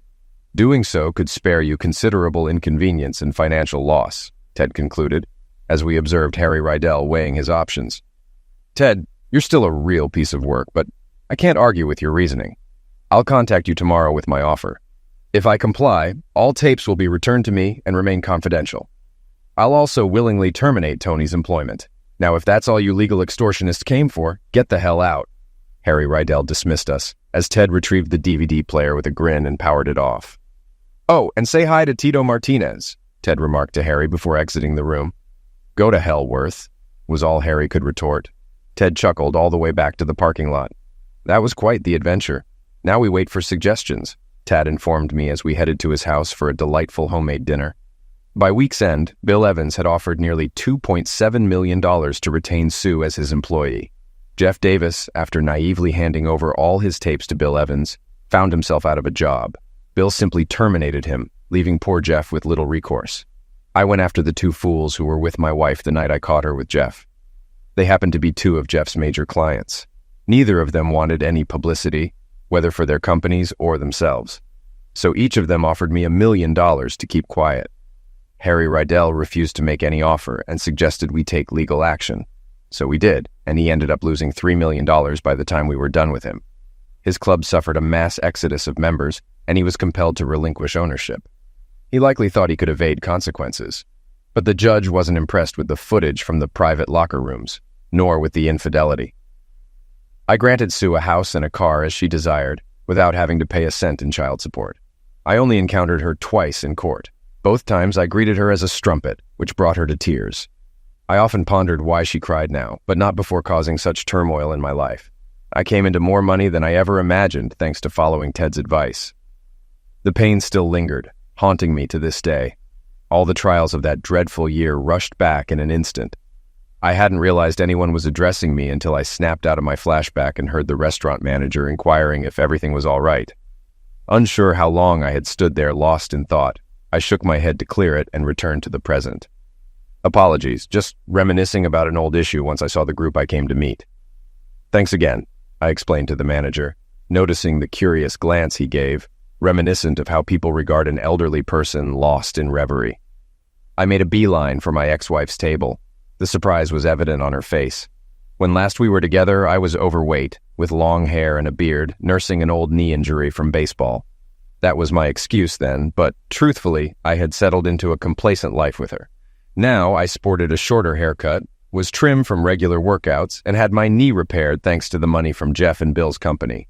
My suits were now upscale, and I made an effort to present well in public. I opted to speak up first. "You look fantastic today, Strumpet. Almost forgot how stunning you could be," I remarked, intentionally provoking a reaction. I knew exactly how to push her buttons. "My name is Susan, Bobby. Why can't you address me by my name?" she retorted, clearly irritated. "I didn't label you Strumpet. You know who did? I simply find it fitting. I warned you 3 years ago that you shattered my heart, and I'll always remember you by that title," I explained, as the man beside her began to object and rise from his seat. But Sue urged him to remain calm. Tears welled up, smudging her makeup. Her boyfriend interjected, "Go freshen up, Sue, and fix your face. I'll handle this idiot for you." With those words, she stood, locking eyes with me as I reciprocated with a single glance, perhaps revealing the agony I'd harbored for 3 years. Her tears flowed harder, surprising me that she still harbored any sentiment toward me. Or perhaps it was lingering guilt, likely a blend of both. "I expect you to be gone when I return," she declared tearfully, heading to the restroom, where I noticed the sizable engagement ring on her finger as she wiped her eyes and left. "You must be Bob Thomas, Sue's ex-husband?" he queried with disdain in his tone. "Indeed, and you must be the new man she's been dreaming of," I retorted, sensing his indignation. "I'm Sue's CFO, and if I were you, I'd refrain from using that term," he cautioned, though his reluctance to cause a scene was evident. "I only sought to converse with you privately. I have 3 inquiries, then I'll vanish from your life forever," I informed him, noting his quizzical expression. "I've been in your shoes before, and I don't want anyone else to endure my fate. I suppose the Strumpet painted me as a lousy husband, abusive or neglectful, or a womanizer," I remarked, knowing precisely what she'd conveyed to him. "But I'm not here to salvage my reputation in your eyes. Honestly, I doubted it'd serve any purpose. First off, does Sarah still host her Avon gatherings at her place on Tuesdays and Thursdays?" I inquired. "Sue assists Sarah with her decor sales on Mondays and Wednesdays. It seems your memory's a bit faulty," he snapped back. "All right then. Does she still take tennis lessons on Saturdays?" I pressed. "Sue swings a racket on Sundays. You seem to have a hazy recollection for someone married to her for so long," he remarked triumphantly. "All right, final question. Have you ever checked under the bottom drawer of the dresser in your living room?" I asked hurriedly. "No, why would I even do that?" he protested. "The 3 questions I posed to you are the reasons why we're no longer together. I still have all the leftover divorce paperwork in my office. Legal documents, emails from Sarah and the other woman, and hours of videotapes. I've carried these with me for the past 3 years, so I thought you should have them," I explained, retrieving a worn and folded piece of paper from my wallet. "This is what the other woman wrote to Sarah when she inquired about how to get rid of me before I discovered her infidelity. After reading that letter, I realized I didn't know her at all and probably still don't. But it all revolves around you," I stated, handing him the paper. However, I knew Sue very well and understood her compulsive habits. She always followed the same routine meticulously, sometimes driving me crazy. I also had a feeling that even with a new man, she'd stick to her old ways, I elaborated. He seemed hesitant to accept the paper, but curiosity seemed to win out. He reached over and opened the email. I've carried it for 3 years, occasionally rereading it and striving to better myself so that no woman would ever write such things about me again. Of all the evidence, that email hit me the hardest, which is why I've kept it with me. It's the same email I mentioned earlier in my story. Peter read the letter slowly and set it down on the table. Quickly, he grabbed a pen, scribbled a note on it, and to my surprise, abruptly left the restaurant. No glance back, no thanks, nothing. His expression remained impassive. I leaned over to see what he had written on the old email. I'll return home shortly. Please wait here and I'll call you in 15 minutes. I need to check under the bottom drawer of my living room dresser. Be right back, Peter. I sensed he'd seen the truth, even if he wasn't thrilled about it. Something told me I hit too close to home on all 3 matters. The email seemed to be the tipping point, and he needed to verify it himself. Leaving a note on Sue's table, I departed. There was no way I'd stay in that restaurant with anyone tonight. Back in the foyer, I phoned my client, who didn't mind rescheduling the meeting since they were running late anyway. Before leaving, I glanced once more at the table. Sue returned, searching for Peter. Sitting down, she noticed her old email and Peter's note below. Her face drained of color as she recognized the contents of her old email and Peter's message. The last time I saw my wife, she was sobbing so intensely that the entire restaurant turned to look. I felt a pang of pity, but at the same time I was indifferent. That was the final encounter with her. I still wonder if Peter found something under the dresser drawer. Sue's tears indicated he might have. Story 4. The moment Leona Harper stepped into her office that morning, she knew something was different. The usual stack of reports on her desk had been replaced by an elegant cream envelope. Roman Caldwell's distinctive signature scrawled across the front. Her fingers trembled slightly as she opened it, another personal invitation to the company party tonight. The third reminder this week, the corner of the invitation bore a handwritten note. Your presence is non-negotiable. Bring the husband. Our Leona sank into her chair, her stomach churning. After 3 years of Kane refusing to attend any company functions, she'd finally convinced him to come tonight. The arguments had been brutal, with Kane throwing Roman's reputation in her face while she defended her need to maintain professional appearances. Working hard as always, Ms. Harper? Leona startled at Roman's voice. He stood in her doorway, filling it with his commanding presence, that familiar predatory smile playing on his lips. How did he move so quietly in those expensive Italian shoes? Mr. Caldwell. She straightened instinctively, smoothing her skirt. I was just reviewing the invitation. And he stepped into her office, closing the door behind him with a soft click that made her pulse quicken. Will your charming husband finally grace us with his presence? Yes, Kim will be attending. Leona kept her voice steady, professional. He's looking forward to meeting everyone. Roman's laugh was rich and dark, like expensive chocolate laced with poison. Is he now? He moved closer, perching on the edge of her desk. The scent of his cologne, something masculine and overwhelming, filled her space. Somehow I doubt that's true. He's making an effort, Leona defended, leaning back slightly. For me? Ah, yes, the devoted husband. Roman's eyes traveled over her face, down her neck, lingering on the conservative neckline of her blouse. Tell me, does he know how many nights you work late? How many times you've had dinner in my office, going over reports? Heat crept up Leona's neck. Those were legitimate business meetings. Of course they were. Roman reached out, adjusting a strand of her hair that had fallen out of place. His fingers brushed her cheek, lingering longer than necessary. Everything between us is perfectly professional. The door opened suddenly, making Leona jump. Her assistant Amy stood there, eyes widening at the scene before her. I'm sorry, I didn't realize. Amy stammered. No worries. Roman stood smoothly, adjusting his cuffs. Ms. Harper and I were just discussing tonight's party. Speaking of which, he turned back to Leona, his smile sharp. We're something memorable. I want everyone to see exactly what Mr. Whitman has been hiding away. After he left, Amy rushed to Leona's desk. Are you okay? You're white as a sheet. I'm fine. Leona pressed her cool hands to her burning cheeks. Just nervous about tonight. Because of Kane? Amy lowered her voice.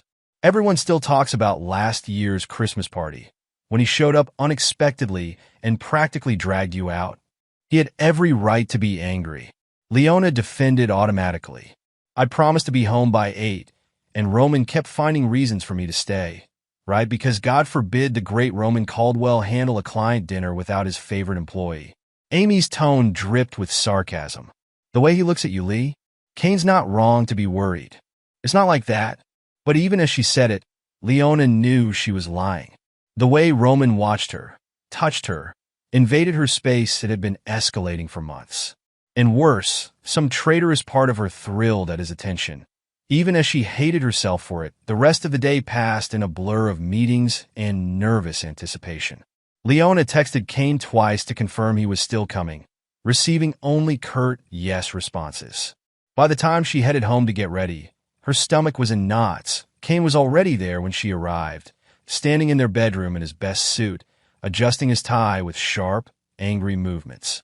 "You're home early," she said carefully, setting down her purse. "Wanted to make sure I didn't give you an excuse to go without me." His voice was cold, though I'm sure Roman would prefer that. "Kane, please." Leona moved to help him with his tie, but he stepped back. "Can we not do this? Just try to have a nice evening." "Nice." He gave a harsh laugh. "You mean stand around watching that smug bastard I fuck my wife all night while everyone pretends not to notice? That's not fair." "No." Kane advanced on her, his eyes hard. "Tell me something, Leona. If he's such a professional, why does he need a security team at a company party? Why does he have 3 ex-military guys watching his every move?" Leona faltered. She'd noticed Roman's security detail.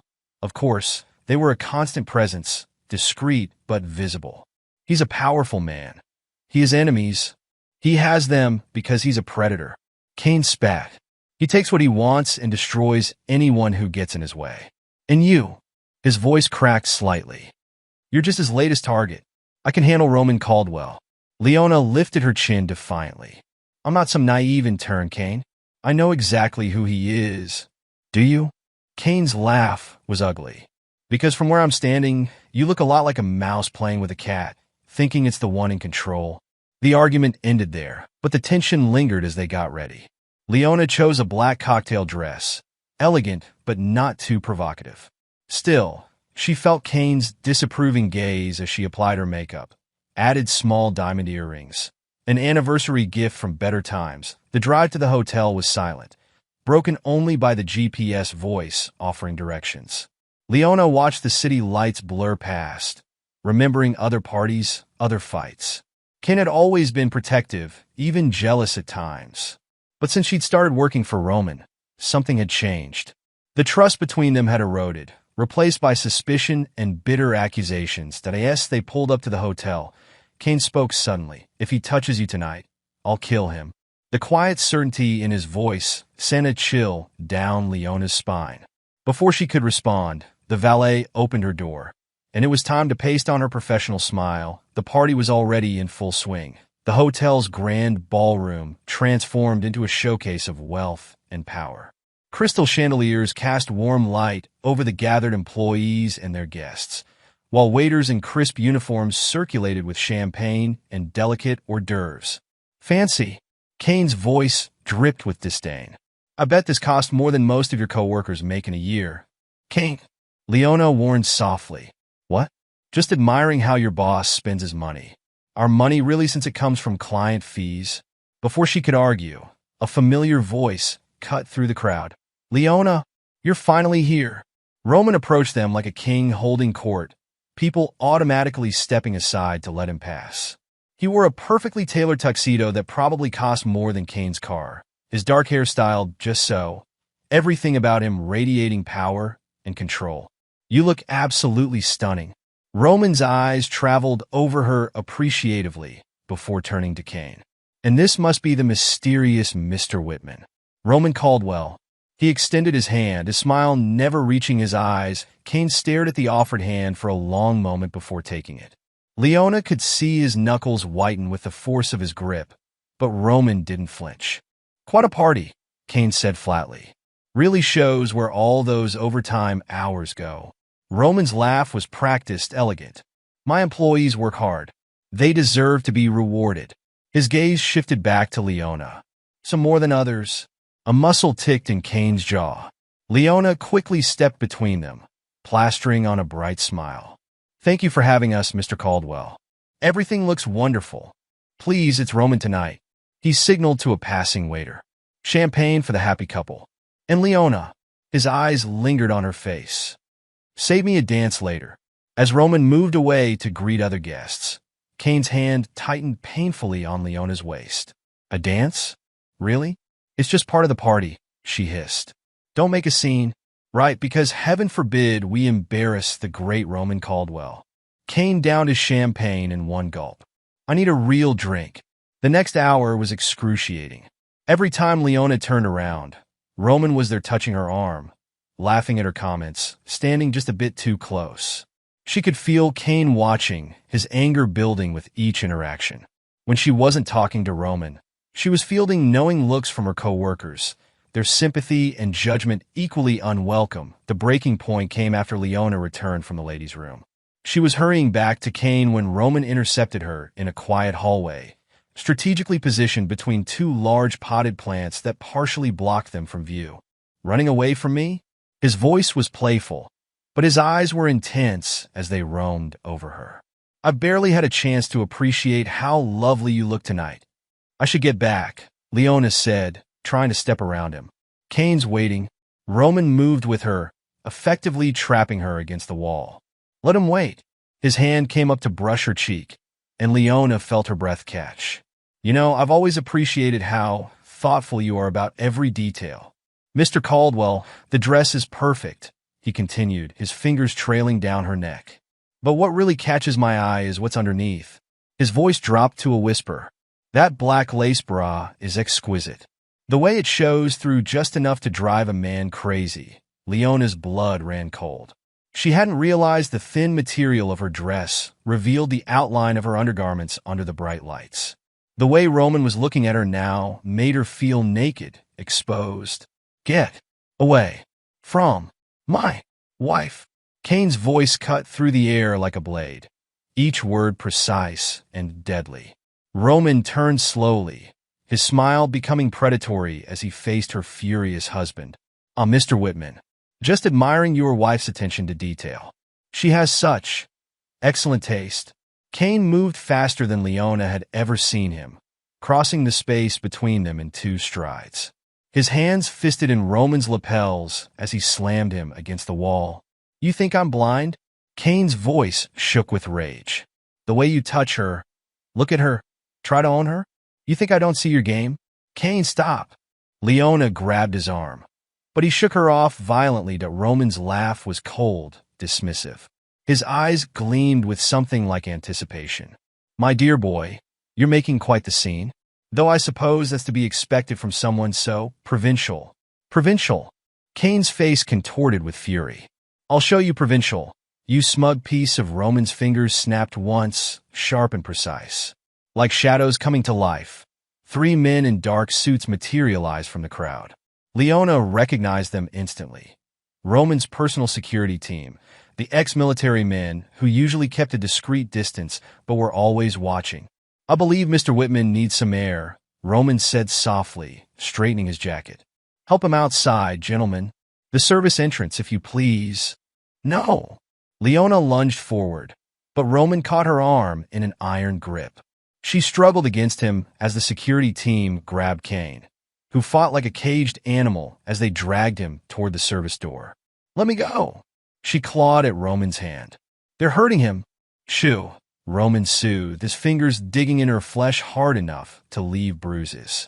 This is necessary, darling. He needs to learn his place. They all do, eventually. Through the small window in the service door, Leona watched in horror as the men threw Kane to the ground. Their fists and feet connected with brutal efficiency, the sounds of impact mixing with Kane's pain grunts. He tried to fight back, but they were professionals. Each blow calculated for maximum damage while avoiding anything too visible. When they finally stepped back, Kane lay curled on his side in the alley, blood trickling from his split lip. His eye was already swelling shut, his breathing ragged and wet. The security team straightened their suits and melted back into the shadows as if nothing had happened. Now then, Roman's voice was cheerful as he released her arm. "Shall we rejoin the party? I believe you still owe me that dance." Leona ran to Kane, her hands shaking as she helped him to his feet. He refused to lean on her, his body rigid with pain and fury. The look he gave her was pure betrayal. As if she had wielded the fists herself, they didn't speak during the drive home. Kane's silence was worse than any shouting, filled with an ice-cold rage that seemed to drop the temperature in the car.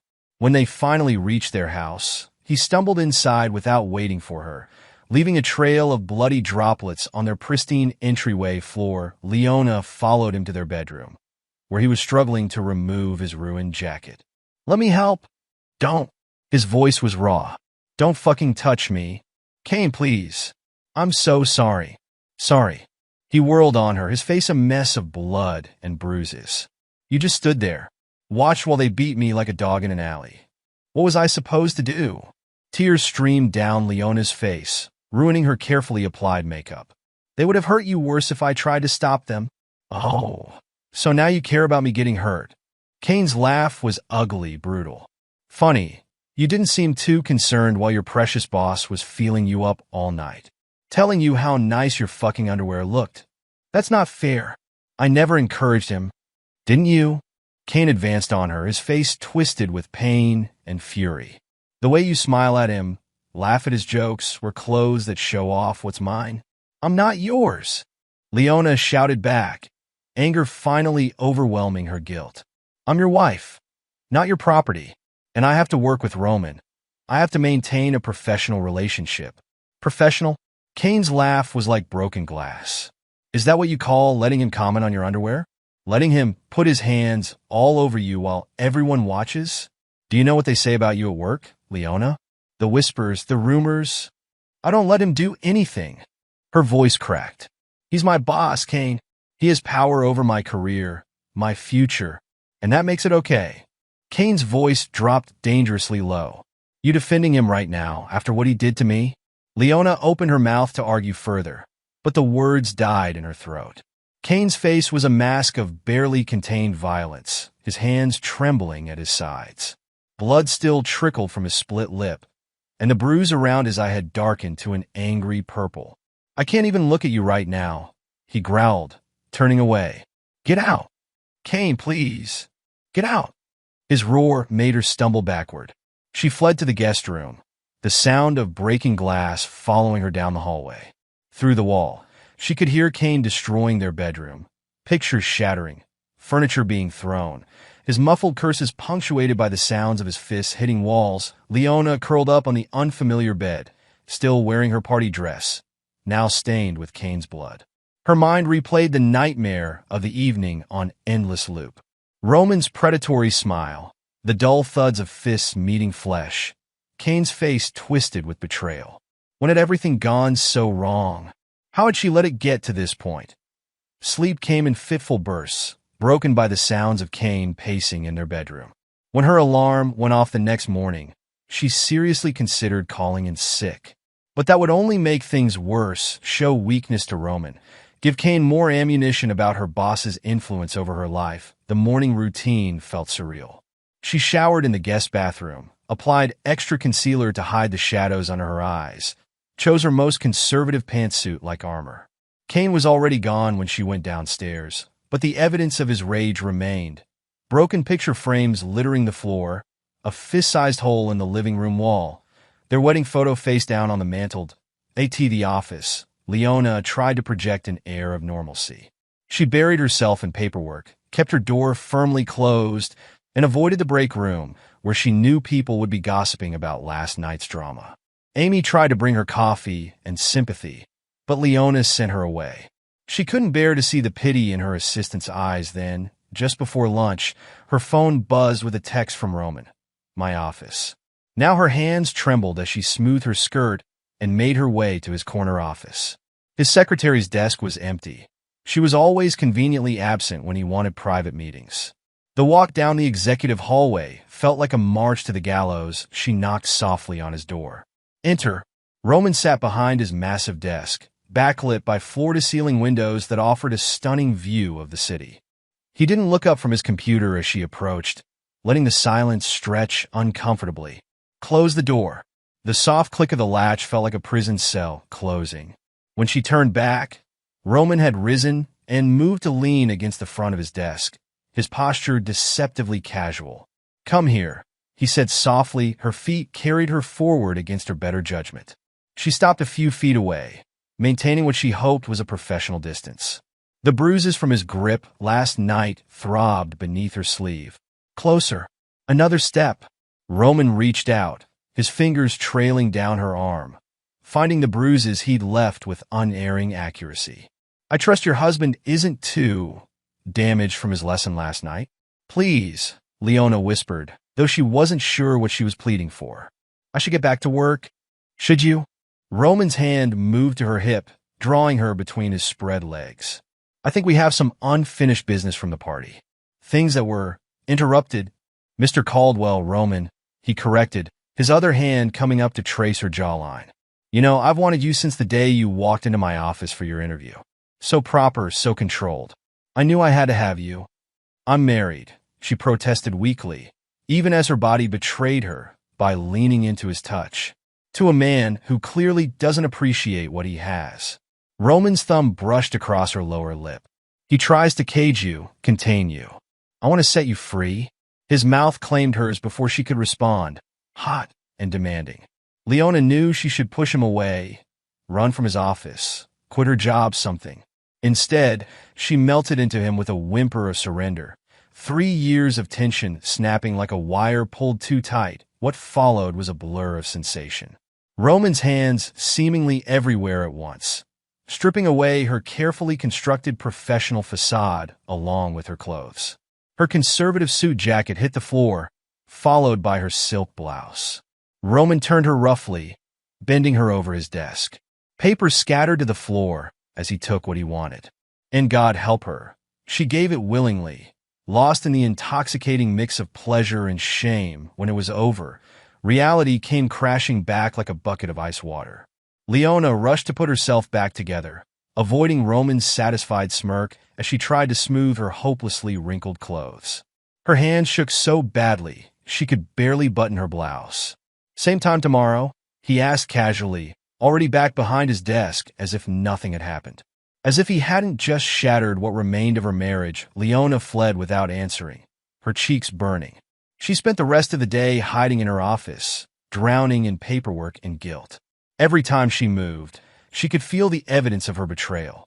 The ache between her legs, the lingering scent of Roman's cologne on her skin, the ghost of his hands on her body. She worked late, dreading going home to face Kane. When she finally crept into their bedroom that night, he appeared to be asleep. The room still showed signs of his rage. Empty spaces where pictures had hung, a broken lamp in the corner.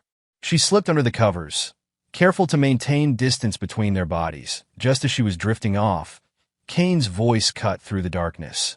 You smell different. Leona's heart stopped. She held perfectly still, trying to control her breathing.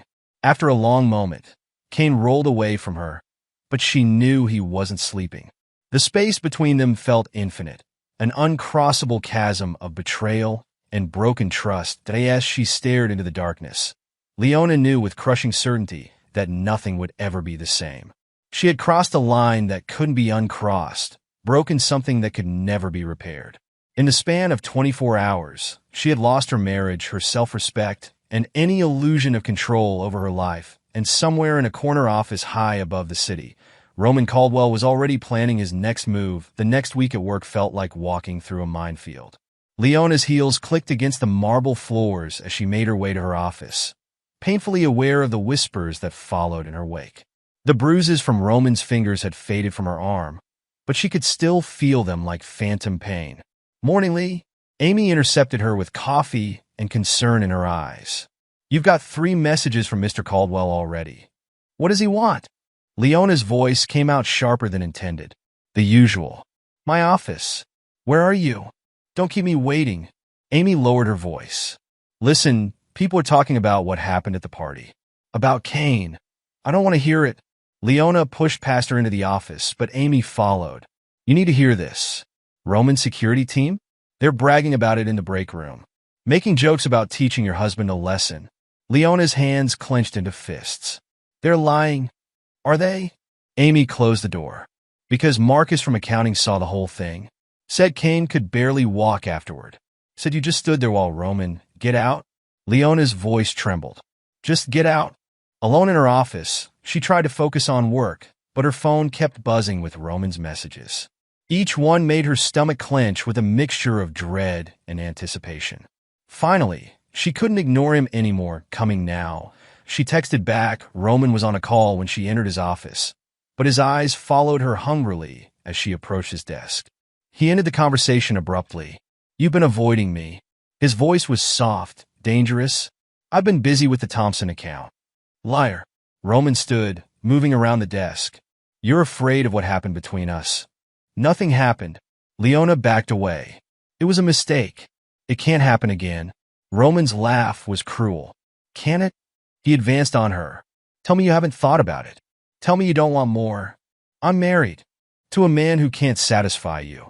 Roman cornered her against the wall. Who tries to control you, cage you. I saw the real you that day, Leona. The woman who wants to be free. His mouth crashed down on hers, and for a moment she melted into it. Then Kane's battered face flashed in her mind, and she shoved Roman away. No! She wiped her mouth. I won't do this again. Roman's eyes darkened. You don't have a choice anymore, darling. You're mine now. Leona fled his office, her heart pounding. In the elevator, she checked her appearance in the mirrored walls, erasing any evidence of Roman's kiss. But when she got home that night, Kane took one look at her and knew. You were with him again. It wasn't a question. I had a meeting. Don't. Kane's voice was ice. Don't insult me by lying. He was sitting in the dark, a glass of whiskey in his hand. The bruises on his face had faded to sickly yellows and greens, making him look haunted. Kane, please.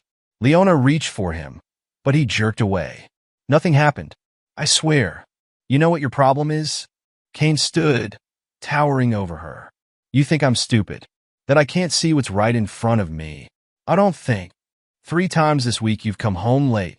His words were precise, measured. Twice you've changed clothes at work. And every night. He leaned closer, inhaling. Every night you smell like his fucking cologne. You're being paranoid. Am I? Kane grabbed her phone from her hand, scrolling through messages. Then why are there dozens of texts from him? Why does he need to see you in his office? So much. Give that back. Leona tried to snatch the phone, but Kane held it out of reach. Same time tomorrow? He read aloud. Don't keep me waiting. I need you. Tell me, Leona, what kind of business requires such personal attention? It's work. Stop lying. Kane hurled the phone against the wall, making her jump. I followed you today. Watched you go into his office. Saw how long you stayed. Ice filled Leona's veins. You're spying on me now? Someone has to know what my wife is really doing. Kane's laugh was bitter. God knows you won't tell me the truth. The truth? Anger sparked through her fear. You want the truth? Fine. Yes, Roman wants me. He makes it clear every day. But I haven't done anything wrong. Haven't you? Kane advanced on her slowly. Then why do you come home with your lipstick smeared? Why do your clothes smell like his office? Why do you look guilty every time I touch you? Because you're suffocating me? The words burst out before she could stop them. Every day it's accusations and jealousy. You track my movements, check my phone, question every minute I'm away. I can't breathe, and Roman lets you breathe. Kane's voice dropped dangerously low. Is that why you spread your legs for him on his desk? The slap echoed in the room before Leona realized she'd moved. Kane caught her wrist before she could pull back, his grip bruising. Truth hurts, doesn't it? He twisted her arm slightly. But not as much as being made a fool of. Everyone at your office knows. They laugh behind my back, whisper about poor Kane Whitman, whose wife is fucking her boss. Let go of me? Leona's voice shook. Why? So you can run back to him? Kane released her suddenly, making her stumble. Go ahead, but remember something. He might have you during the day, but you still come home to my bed. Not anymore. Leona grabbed her purse. I'm sleeping in the guest room. Running away again. Kane called after her. That's becoming a habit with you. Leona slammed the guest room door, her hands shaking as she changed for bed. She could hear Kane moving through the house, his footsteps heavy and threatening. When she finally slept, her dreams were a confused mix of Roman's demanding kisses and Kane's accusing eyes. The next morning, Leona found Kane's car gone from the driveway. She told herself it was better this way. No awkward confrontations, no more accusations. But as she drove to work, her phone kept lighting up with notifications. Kane was withdrawing money from their joint account. Large sums that made her stomach clench with anxiety. IT lunch. Amy rushed into her office, face pale. Lee, you need to see this. She thrust her phone forward, showing a social media post. Someone had photographed Kane outside Roman's favorite restaurant, watching through the window as Roman dined with clients. He's stalking your boss, Amy whispered. People are saying he looks unhinged. He's not unhinged, Leona defended automatically, even as fear crawled up her spine. He's just angry enough to do something stupid. Amy's voice dropped lower. Because Roman's security team? They're looking for an excuse. Before Leona could respond, her office phone rang. Roman's extension. Yes. Her voice wavered slightly. Your husband is becoming a problem. Roman's tone was cold, professional. Fix it or I will. Are you threatening him? I'm protecting my interests. A pause. Including you. I'm not your interest, Leona hissed. I'm not your anything. Roman's laugh was dark. The marks I left on your thighs say otherwise. Now, handle your husband before I'm forced to take more. Permanent measures. The line went dead. Leona's hands shook as she gathered her things. I have to go, she told Amy. Cover for me? She found Kane exactly where she expected, parked outside Roman's building, watching the entrance with predatory focus. She tapped on his window, making him jump. What are you doing? She demanded as he rolled down the window. My job. Kane's eyes were bloodshot, his face unshaven. Someone has to know what's really going on. By following him? Taking pictures? Do you know how crazy this looks? Crazy. Kane's laugh was hollow. You want to know what's crazy? I hired a private investigator. Want to see what he found? He reached into the passenger seat, pulling out a thick manila envelope. Photos spilled onto his lap, dozens of them. Leona entering Roman's office. Roman's hand on her lower back. The two of them at lunch, heads close together. 3 weeks of surveillance. Kane's voice was eerily calm. Every lingering touch, every private meeting, every late night working. Tell me again how I'm being paranoid. You're having me followed? Leona felt sick. Do you have any idea how violating that is? Violating. Kane exploded out of the car, advancing on her. You want to talk about violation? How about finding your wife's panties in her purse after a business meeting? How about watching her touch up her makeup before coming home, trying to hide the evidence? Lower your voice. Leona looked around frantically. People are staring. Let them stare. Kane grabbed her arm, forcing her to look at more photos. Everyone already knows anyway. The way he parades you around, marking his territory. Did you think no one would notice? You're hurting me. Good. His grip tightened. Maybe now you know how it feels. To be humiliated, betrayed, made into a joke. Kane, please. Tears spilled down her cheeks. You're scaring me? I'm scaring you. He released her suddenly. Sweetheart, you haven't seen scary yet. But you will. What does that mean? Kane's smile was chilling. It means I'm done watching from the sidelines. Roman Caldwell thinks he can take whatever he wants. Let's see how he likes having something taken from him. What are you planning? Go back to work, Leona. Kane got into his car. Give Roman my regards. She watched him drive away, her heart pounding. When she returned to the office, Roman was waiting by her desk. Everything all right? His tone was casual, but his eyes were sharp. You seem distressed. Stay away from me. Leona tried to move past him, but he blocked her path. Now. Roman stroked her cheek. Is that any way to talk to the man who owns you? You don't own me. Don't I? His fingers trailed down her neck. Your body says otherwise. The way you respond to my touch, the sounds you make when I stop. Leona pulled away. Kane knows. About us? Roman's smile widened. Good? Let him know. Let him understand exactly what he's lost. He's dangerous. No. Roman's eyes glittered. I'm dangerous. Your husband is just a sad, impotent man trying to hold on to something that was never really his. You're wrong about him. Am I? Roman pressed her against the desk. Then why do you come to me? Why do you melt under my hands, beg for my... Because you're a predator. Leona shoved him back. You saw I was vulnerable, and you used it. Used me. Keep telling yourself that. Roman straightened his tie. But we both know the truth. You wanted this as much as I did. Still do. He left her trembling at her desk, shame and desire warring in her blood. She worked late again, dreading going home. But when she finally arrived, the house was dark and empty. Kane didn't come home that night. Or the next. 3 days passed with no word from him. Just more withdrawals from their account and rumors of sightings around Roman's usual haunts that on the fourth night, Leona woke to a sharp pain in her neck. The world swam, went dark. When she opened her eyes again, cold metal bit into her wrists. She was chained to a wall in what looked like a basement. The air damp and musty. Next to her, also chained, was Roman. His usual polished appearance was gone, replaced by fear and confusion. Before either of them could speak, footsteps echoed on wooden stairs. Kane emerged from the shadows, holding a belt in one hand and a baseball bat in the other. His face was calm, almost peaceful, but his eyes burned with something beyond rage. Welcome to the party. His voice was conversational, friendly even. I think it's time we had a little chat about loyalty. The basement air hung heavy with the scent of damp concrete and fear. Leona tested her chains, the metal cuffs biting into her wrists. Beside her, Roman had gone very still, his usual arrogance replaced by something close to terror. Kane pulled up a metal folding chair, settling into it with deliberate casualness. The bat rested across his knees, the belt draped over one arm. In the dim light, his face looked carved from stone. You know, he began conversationally, I've spent weeks planning this moment. Watching, learning, following the trail of your betrayal like breadcrumbs. Kane, Leona's voice trembled.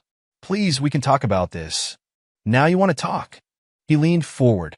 Funny how that works? When I wanted to talk, you were too busy spreading your legs for him. Mr. Whitman, Roman's smooth voice held a tremor. Whatever you think happened, the bat connected with Roman's ribs before he could finish. The crack echoed off the concrete walls, followed by Roman's choked gasp. I didn't give you permission to speak. Kane's tone remained eerily pleasant. Right now, you're going to listen. Both of you.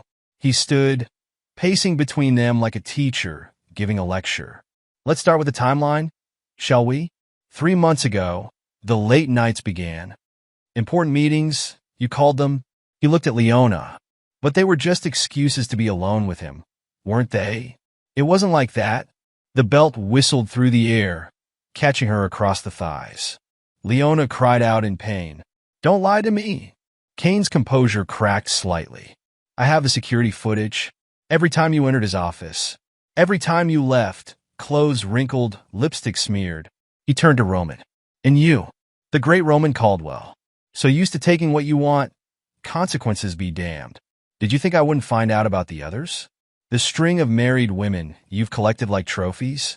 Another swing of the bat, this time to Roman's knee. The crack of impact mixed with his scream of pain. I spoke to them all, Kane continued. Amazing what people will tell you when they're afraid. When they realize their dirty secrets might come to light. You're insane. Roman gasped through the pain. Kane's laugh was hollow. Insane? No, I'm just thorough. While you were fucking my wife, I was dismantling your life piece by piece. Those offshore accounts you think are so well hidden? Not anymore. The evidence of your embezzlement? Already sent to the board of directors. Roman's face went ash white. You're lying. Check your phone. Kane pulled it from his pocket, tossing it just within Roman's reach. Oh wait, you can't. You're a bit tied up at the moment. He turned back to Leona, his eyes burning with betrayal. Tell me something, dear wife. Was it worth it? Trading our marriage for his cock. Kane, stop. Tears streamed down her face. I'm sorry. I made a mistake. A mistake? The belt caught her again, harder. A mistake is forgetting an anniversary. A mistake is burning dinner. Fucking your boss for months? That's a choice. Please, she sobbed. I'll do anything. Anything. Kane grabbed her chin, forcing her to look at him. Then let's start with the truth. Every detail. Every time you betrayed me. And don't leave anything out. I'll know if you're lying. For the next hour, he forced them both to confess. Every encounter, every secret meeting, every lie they'd told. When Leona tried to minimize her role, the belt reminded her of the cost of deception. When Roman attempted to defend himself, the bad enforced honesty, finally, Kane seemed satisfied. He reached into his jacket, pulling out a thick envelope. Know what these are? He waved them in front of Leona. Divorce papers, already filed with the court. You'll sign them now? Kane, please, Leona whispered. We can work through this. Work through it. His voice cracked like a whip. There is no working through this. You're dead to me, Leona. The woman I loved? She died the moment she spread her legs for him. He turned to Roman, who had slumped against his chains, face twisted in pain. As for you, your empire is already crumbling. By morning, the board will have evidence of your crimes. Your reputation will be in tatters.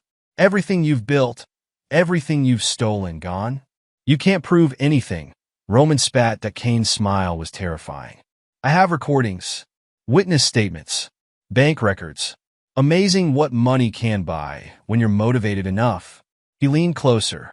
And trust me, watching you destroy my marriage was very motivating. He dropped the divorce papers in front of Leona, along with a pen. Sign them. Now. Her hand shook as she scrawled her signature, tears blurring her vision. Kane collected the papers without looking at her. Goodbye, Leona. His voice was empty of all emotion. I hope he was worth it. He headed for the stairs, pausing at the bottom. Oh, and Roman? Those security guys you're probably counting on? They're currently explaining to the police why they assaulted me at the party. With video evidence, of course. Seems their loyalty was surprisingly cheap to buy. You can't leave us here. Roman yanked at his chains. Can't I? Kane's laugh was cold. Don't worry. Someone will find you. Eventually. Until then, he gestured to their chains. Enjoy your time together. It's what you wanted, isn't it? Kane's footsteps faded up the stairs, followed by the heavy thud of a door closing. In the silence that followed, Leona could hear Roman's labored breathing, the quiet drip of water somewhere in the darkness, and her own heartbeat thundering in her ears. This is your fault. Roman's voice cut through the darkness, all trace of its usual charm gone. If you had controlled your husband, my fault? Leona yanked at her chains. You pushed this. You couldn't leave me alone. Couldn't take no for an answer. Oh, please. His laugh was ugly. Don't pretend you didn't want it. I saw how you looked at me, how you dressed for me. You practically begged for it. I never asked for any of this. Really?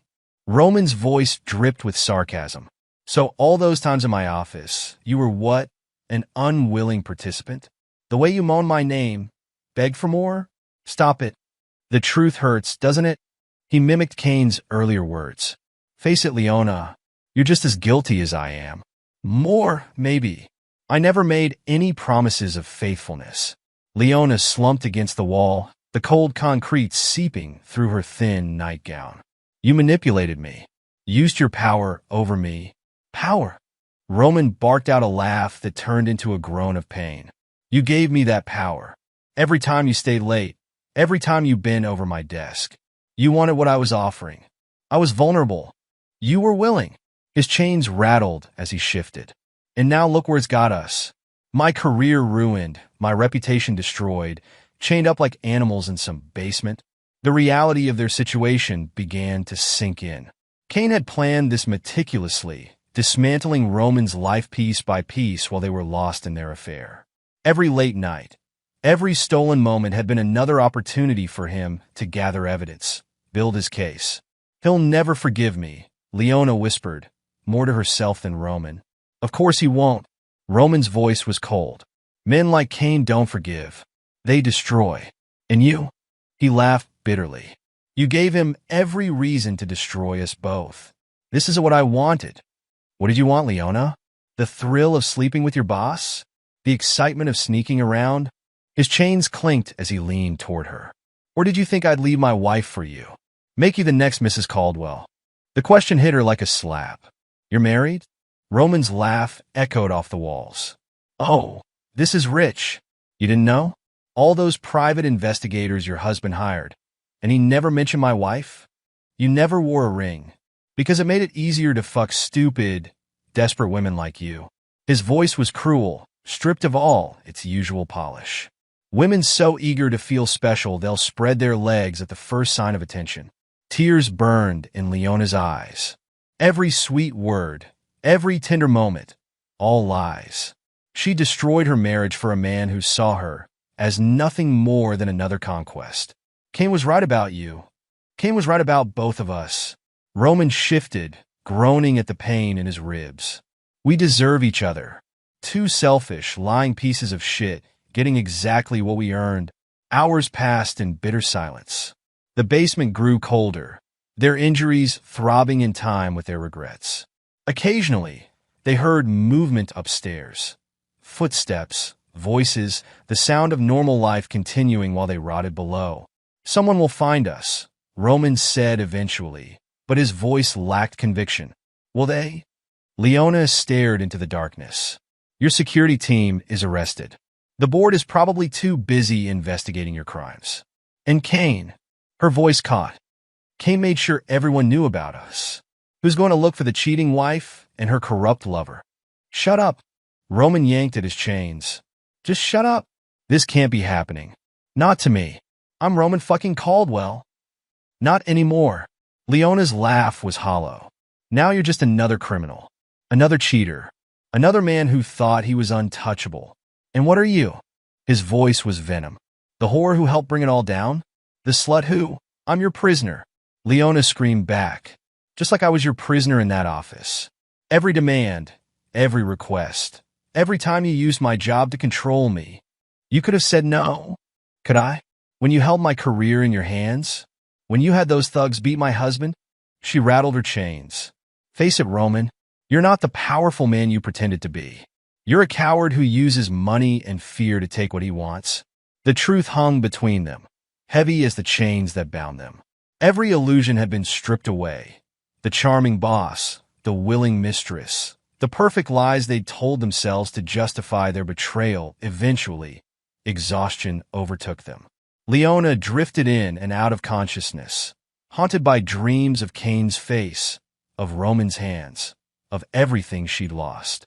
When she fully woke, pale morning light was seeping through a tiny window near the ceiling. What happens now? Her voice was raw from crying. Now! Roman laughed bitterly. Now we wait. Wait for someone to find us.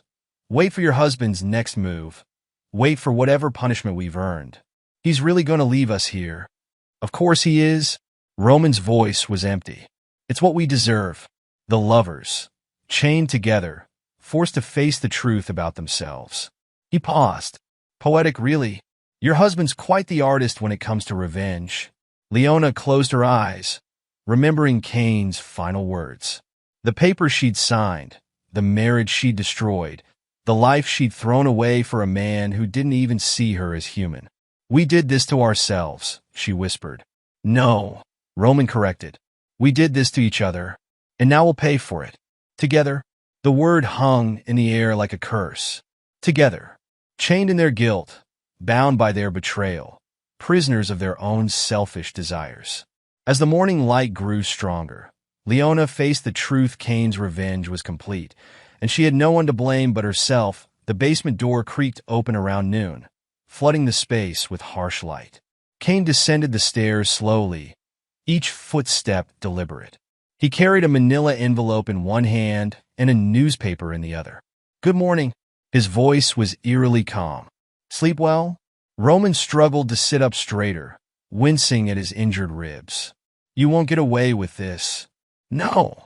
Kane's smile was cold as he unfolded the newspaper. Caldwell Industries CEO under investigation for fraud. He read aloud. Sources reveal evidence of widespread embezzlement and financial misconduct. He turned the paper so they could see the headline. Roman's face had made the front page. Not a polished corporate headshot, but a grainy security camera image of him with a married employee, the caption deliberately suggestive. Your board of directors has some questions, Kane continued conversationally. Seems they're particularly interested in those offshore accounts I mentioned. Amazing how quickly loyalty crumbles when millions of dollars go missing. They can't prove anything, Roman growled, but his voice lacked conviction. Really? Kane pulled documents from the envelope. Bank statements, wire transfers, emails discussing your creative accounting. And let's not forget the testimony of your former security team. They were quite chatty after their arrest. You orchestrated all of this. Leona's voice was barely a whisper. Kane turned to her, his eyes hard. While you were spreading your legs for him, I was dismantling his life piece by piece. Every late night you spent in his office gave me more time to dig. Every lie you told pushed me deeper into his secrets. Kane, please. She rattled her chains weakly. We could talk about this. Talk. He crouched in front of her, close enough that she could smell his aftershave, the same brand he'd worn on their wedding day. Like we talked about our marriage vows? Like we talked about trust and loyalty? I made a mistake. A mistake? Kane's laugh was sharp as broken glass. Let me tell you about mistakes, Leona. A mistake is what his accountant made when he got sloppy, hiding the money. A mistake is what his security team made when they bragged about beating me. What you did? He stood, looming over her. That was a choice. Every time you went to his office. Every time you let him touch you. Every time you came home and lied to my face. She came willingly, Roman sneered, earning a cold look from Kane. Begged for it even. Some wife you had. Kane's foot connected with Roman's injured ribs, cutting off his words in a pained gasp. You don't get to speak about my wife.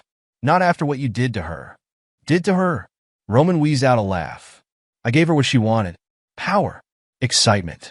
A real man instead of some pathetic, jealous. Another kick silenced him. Kane's voice remained eerily controlled. A real man? Is that what you think you are? He pulled out his phone, showing them the screen. Let's ask your wife what she thinks about that. Margaret? Roman's face went pale. You spoke to my wife? Oh, we had quite the conversation. Kane smiled coldly. About your other affairs. Your gambling debts. The money you've been stealing from your children's trust funds. She's filing for divorce, by the way. Her lawyers are very interested in the evidence I provided. You son of a language, Kane chided mockingly. Is that any way for a CEO to talk? Oh, wait. He checked his watch. Former CEO. The board voted this morning. Unanimous decision. Leona watched the exchange with growing horror. The man she'd married, the one who brought her coffee in bed and sang off-key in the shower, had become something else entirely. Something cold and calculating and terrifyingly patient. What do you want from us? She asked finally. Kane turned back to her, his expression softening for a moment in a way that hurt worse than his anger. What I want? He pulled the divorce papers from the envelope. I want you to understand exactly what you threw away. I want him to realize that his entire empire was built on sand. And most of all, he set the papers in front of her. I want you to sign these and disappear from my life. Kane. Tears streamed down her face. We can fix this. Fix this? His mask of calm cracked slightly. Do you know what it was like? Watching you come home every night, smelling like him? Seeing the marks he left on you? Hearing our friends whisper about what a fool I was? I'm sorry. Sorry you did it, or sorry you got caught. Kane's voice was razor-sharp. Sorry you destroyed our marriage, or sorry you have to face the consequences? Roman's laughter broke the tension, a harsh sound that echoed off the concrete walls. Listen to you two, still playing at being husband and wife while she's chained in a basement with her lover. Shut up, Leona whispered, but Roman continued. You want to know what your precious wife really thinks of you, Kane? Roman's voice dripped venom. How she laughed about you after we fucked. How she mocked your jealousy, your pathetic attempts to control her. I never said those things. Leona pulled at her chains. Kane, he's lying. Am I? Roman's smile was cruel. Tell him about the day after the party. How you came to my office, still bruised from my security team beating your husband. how eager you were to spread your legs for me. Kane's face remained expressionless, but his hands clenched into fists. Keep talking. Every word just proves I was right about you both. Right about what? Roman challenged. That your wife is a whore? The bat appeared in Kane's hands so fast neither of them saw him move. The crack of impact against Roman's jaw echoed like a gunshot, followed by the distinct sound of teeth hitting concrete. I told you before, Kane's voice was deadly quiet. You don't get to talk about my wife. Former wife. Roman spat blood. Once she signs those papers. Kane turned to Leona, holding out a pen. He's right about one thing. Sign them. Please. Leona's voice broke. Kane, I love you. Love. Kane's laugh was hollow. Is that what you call it? Letting him bend you over his desk while I waited at home? Planning romantic dinners while you were planning which lies to tell me. It wasn't like that. Then tell me what it was like. Kane's control finally cracked his roar, making them both flinch. Tell me how you could do this to us. To everything we built. I was weak, Leona sobbed. He made me feel. Don't you dare blame him. Kane advanced on her. You had a choice. Every single time, you had a choice. And you chose him. Because he didn't suffocate me. The words burst out before she could stop them. He didn't track my every move, question every phone call, turn into a different person every time another man looked at me. And look how well that worked out. Kane gestured around the basement. Tell me, was it worth it? Trading our marriage for a man who doesn't even remember your name when he's fucking his other mistresses. Roman's laughter grew louder. Other mistresses? Oh, this is rich. Kane, my boy, you have no idea. Your wife wasn't special. She wasn't even in the top 5. Roman, stop. Leona felt her world crumbling further. What's wrong, darling? Don't like hearing the truth? Roman's smile was bloody. Did you think you were different? That all those pretty words I whispered meant something? You were just convenient, available, eager to believe you were more than another notch on my belt. Kane watched the exchange with cold satisfaction. There it is, the truth you didn't want to face. You threw away everything for a man who saw you as nothing more than a corporate perk. Sign the papers, Leona. Roman's voice was suddenly tired. At least salvage some dignity from this mess. Her hands shook as Kane placed the pen in them. The divorce papers seemed to mock her, each line a reminder of what she'd lost. Her signature looked foreign to her own eyes, wobbly and uncertain. There, Kane collected the papers carefully. Now we're done. What happens now? Leona asked through her tears. Now. Kane walked to the stairs. Now you get to live with your choices. Both of you. You're really leaving us here? Roman yanked at his chains. Scared. Kane's smile was terrifying. Good. Now you know how I felt, watching you destroy my life piece by piece. He reached the top of the stairs. Someone will find you. Eventually. The question is, will your empire still be standing when they do? This isn't over. Roman shouted. Actually, it is. Kane's voice floated down. Check your phone when you get free. If it still works, the SEC is very interested in those offshore accounts. And your wife's lawyers? They make Piranha look gentle. The door closed with devastating finality, leaving them in semi-darkness. The silence stretched between them, heavy with recrimination and regret. Happy now? Roman's voice dripped acid. Your husband turned out to be quite the mastermind. Don't.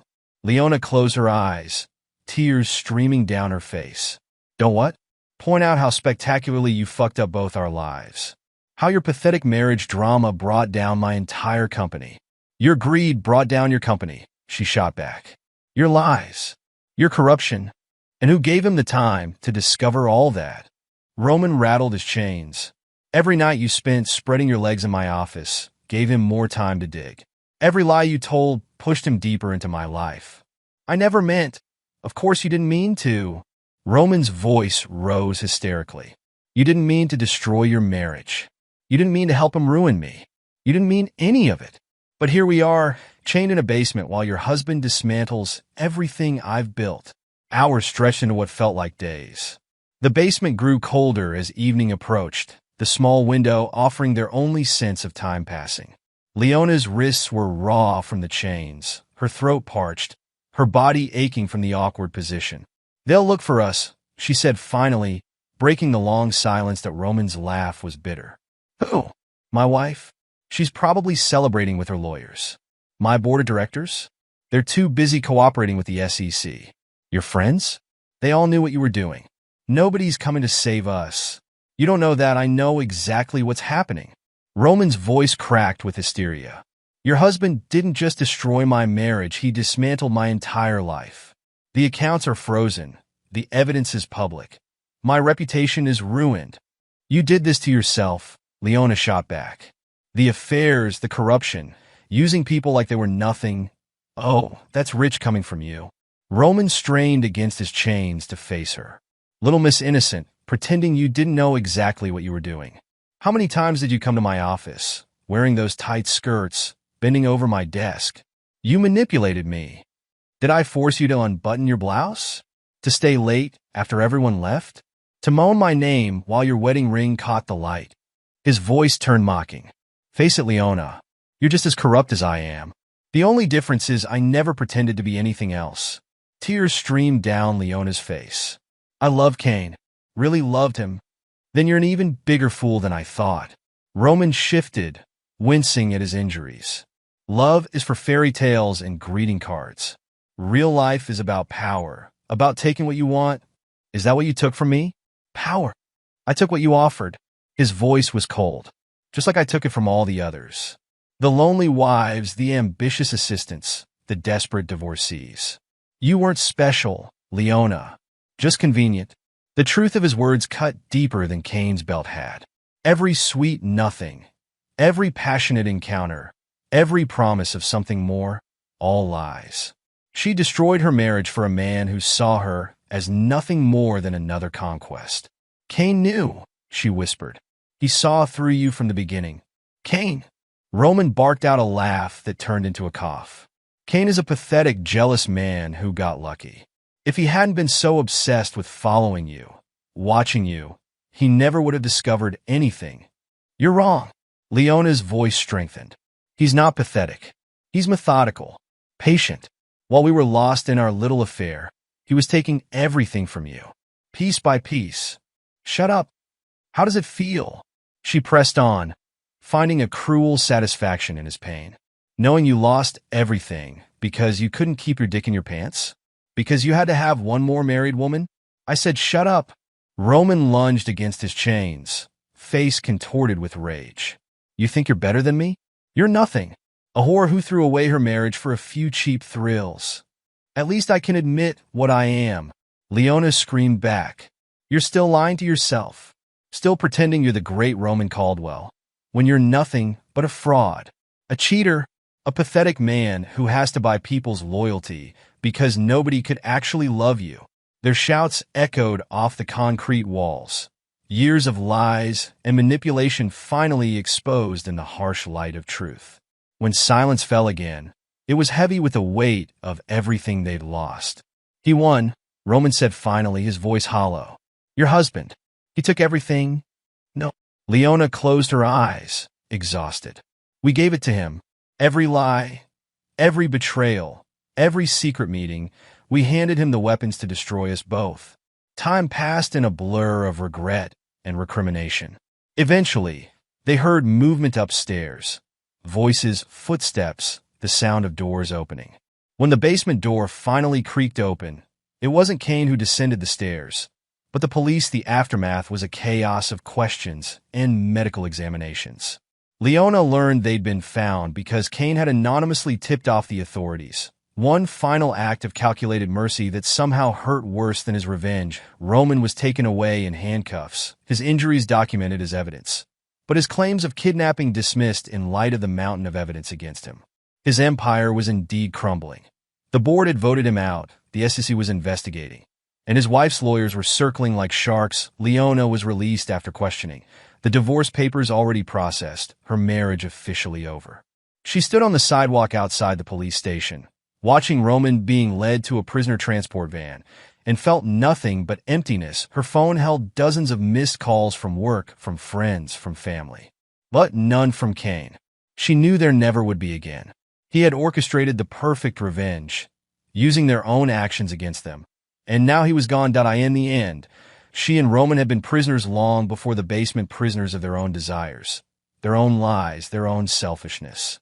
Cain had simply made the metaphor literal, forcing them to face the truth about themselves and each other. As she watched Roman's transport van disappear into traffic, Leona finally understood the full price of betrayal.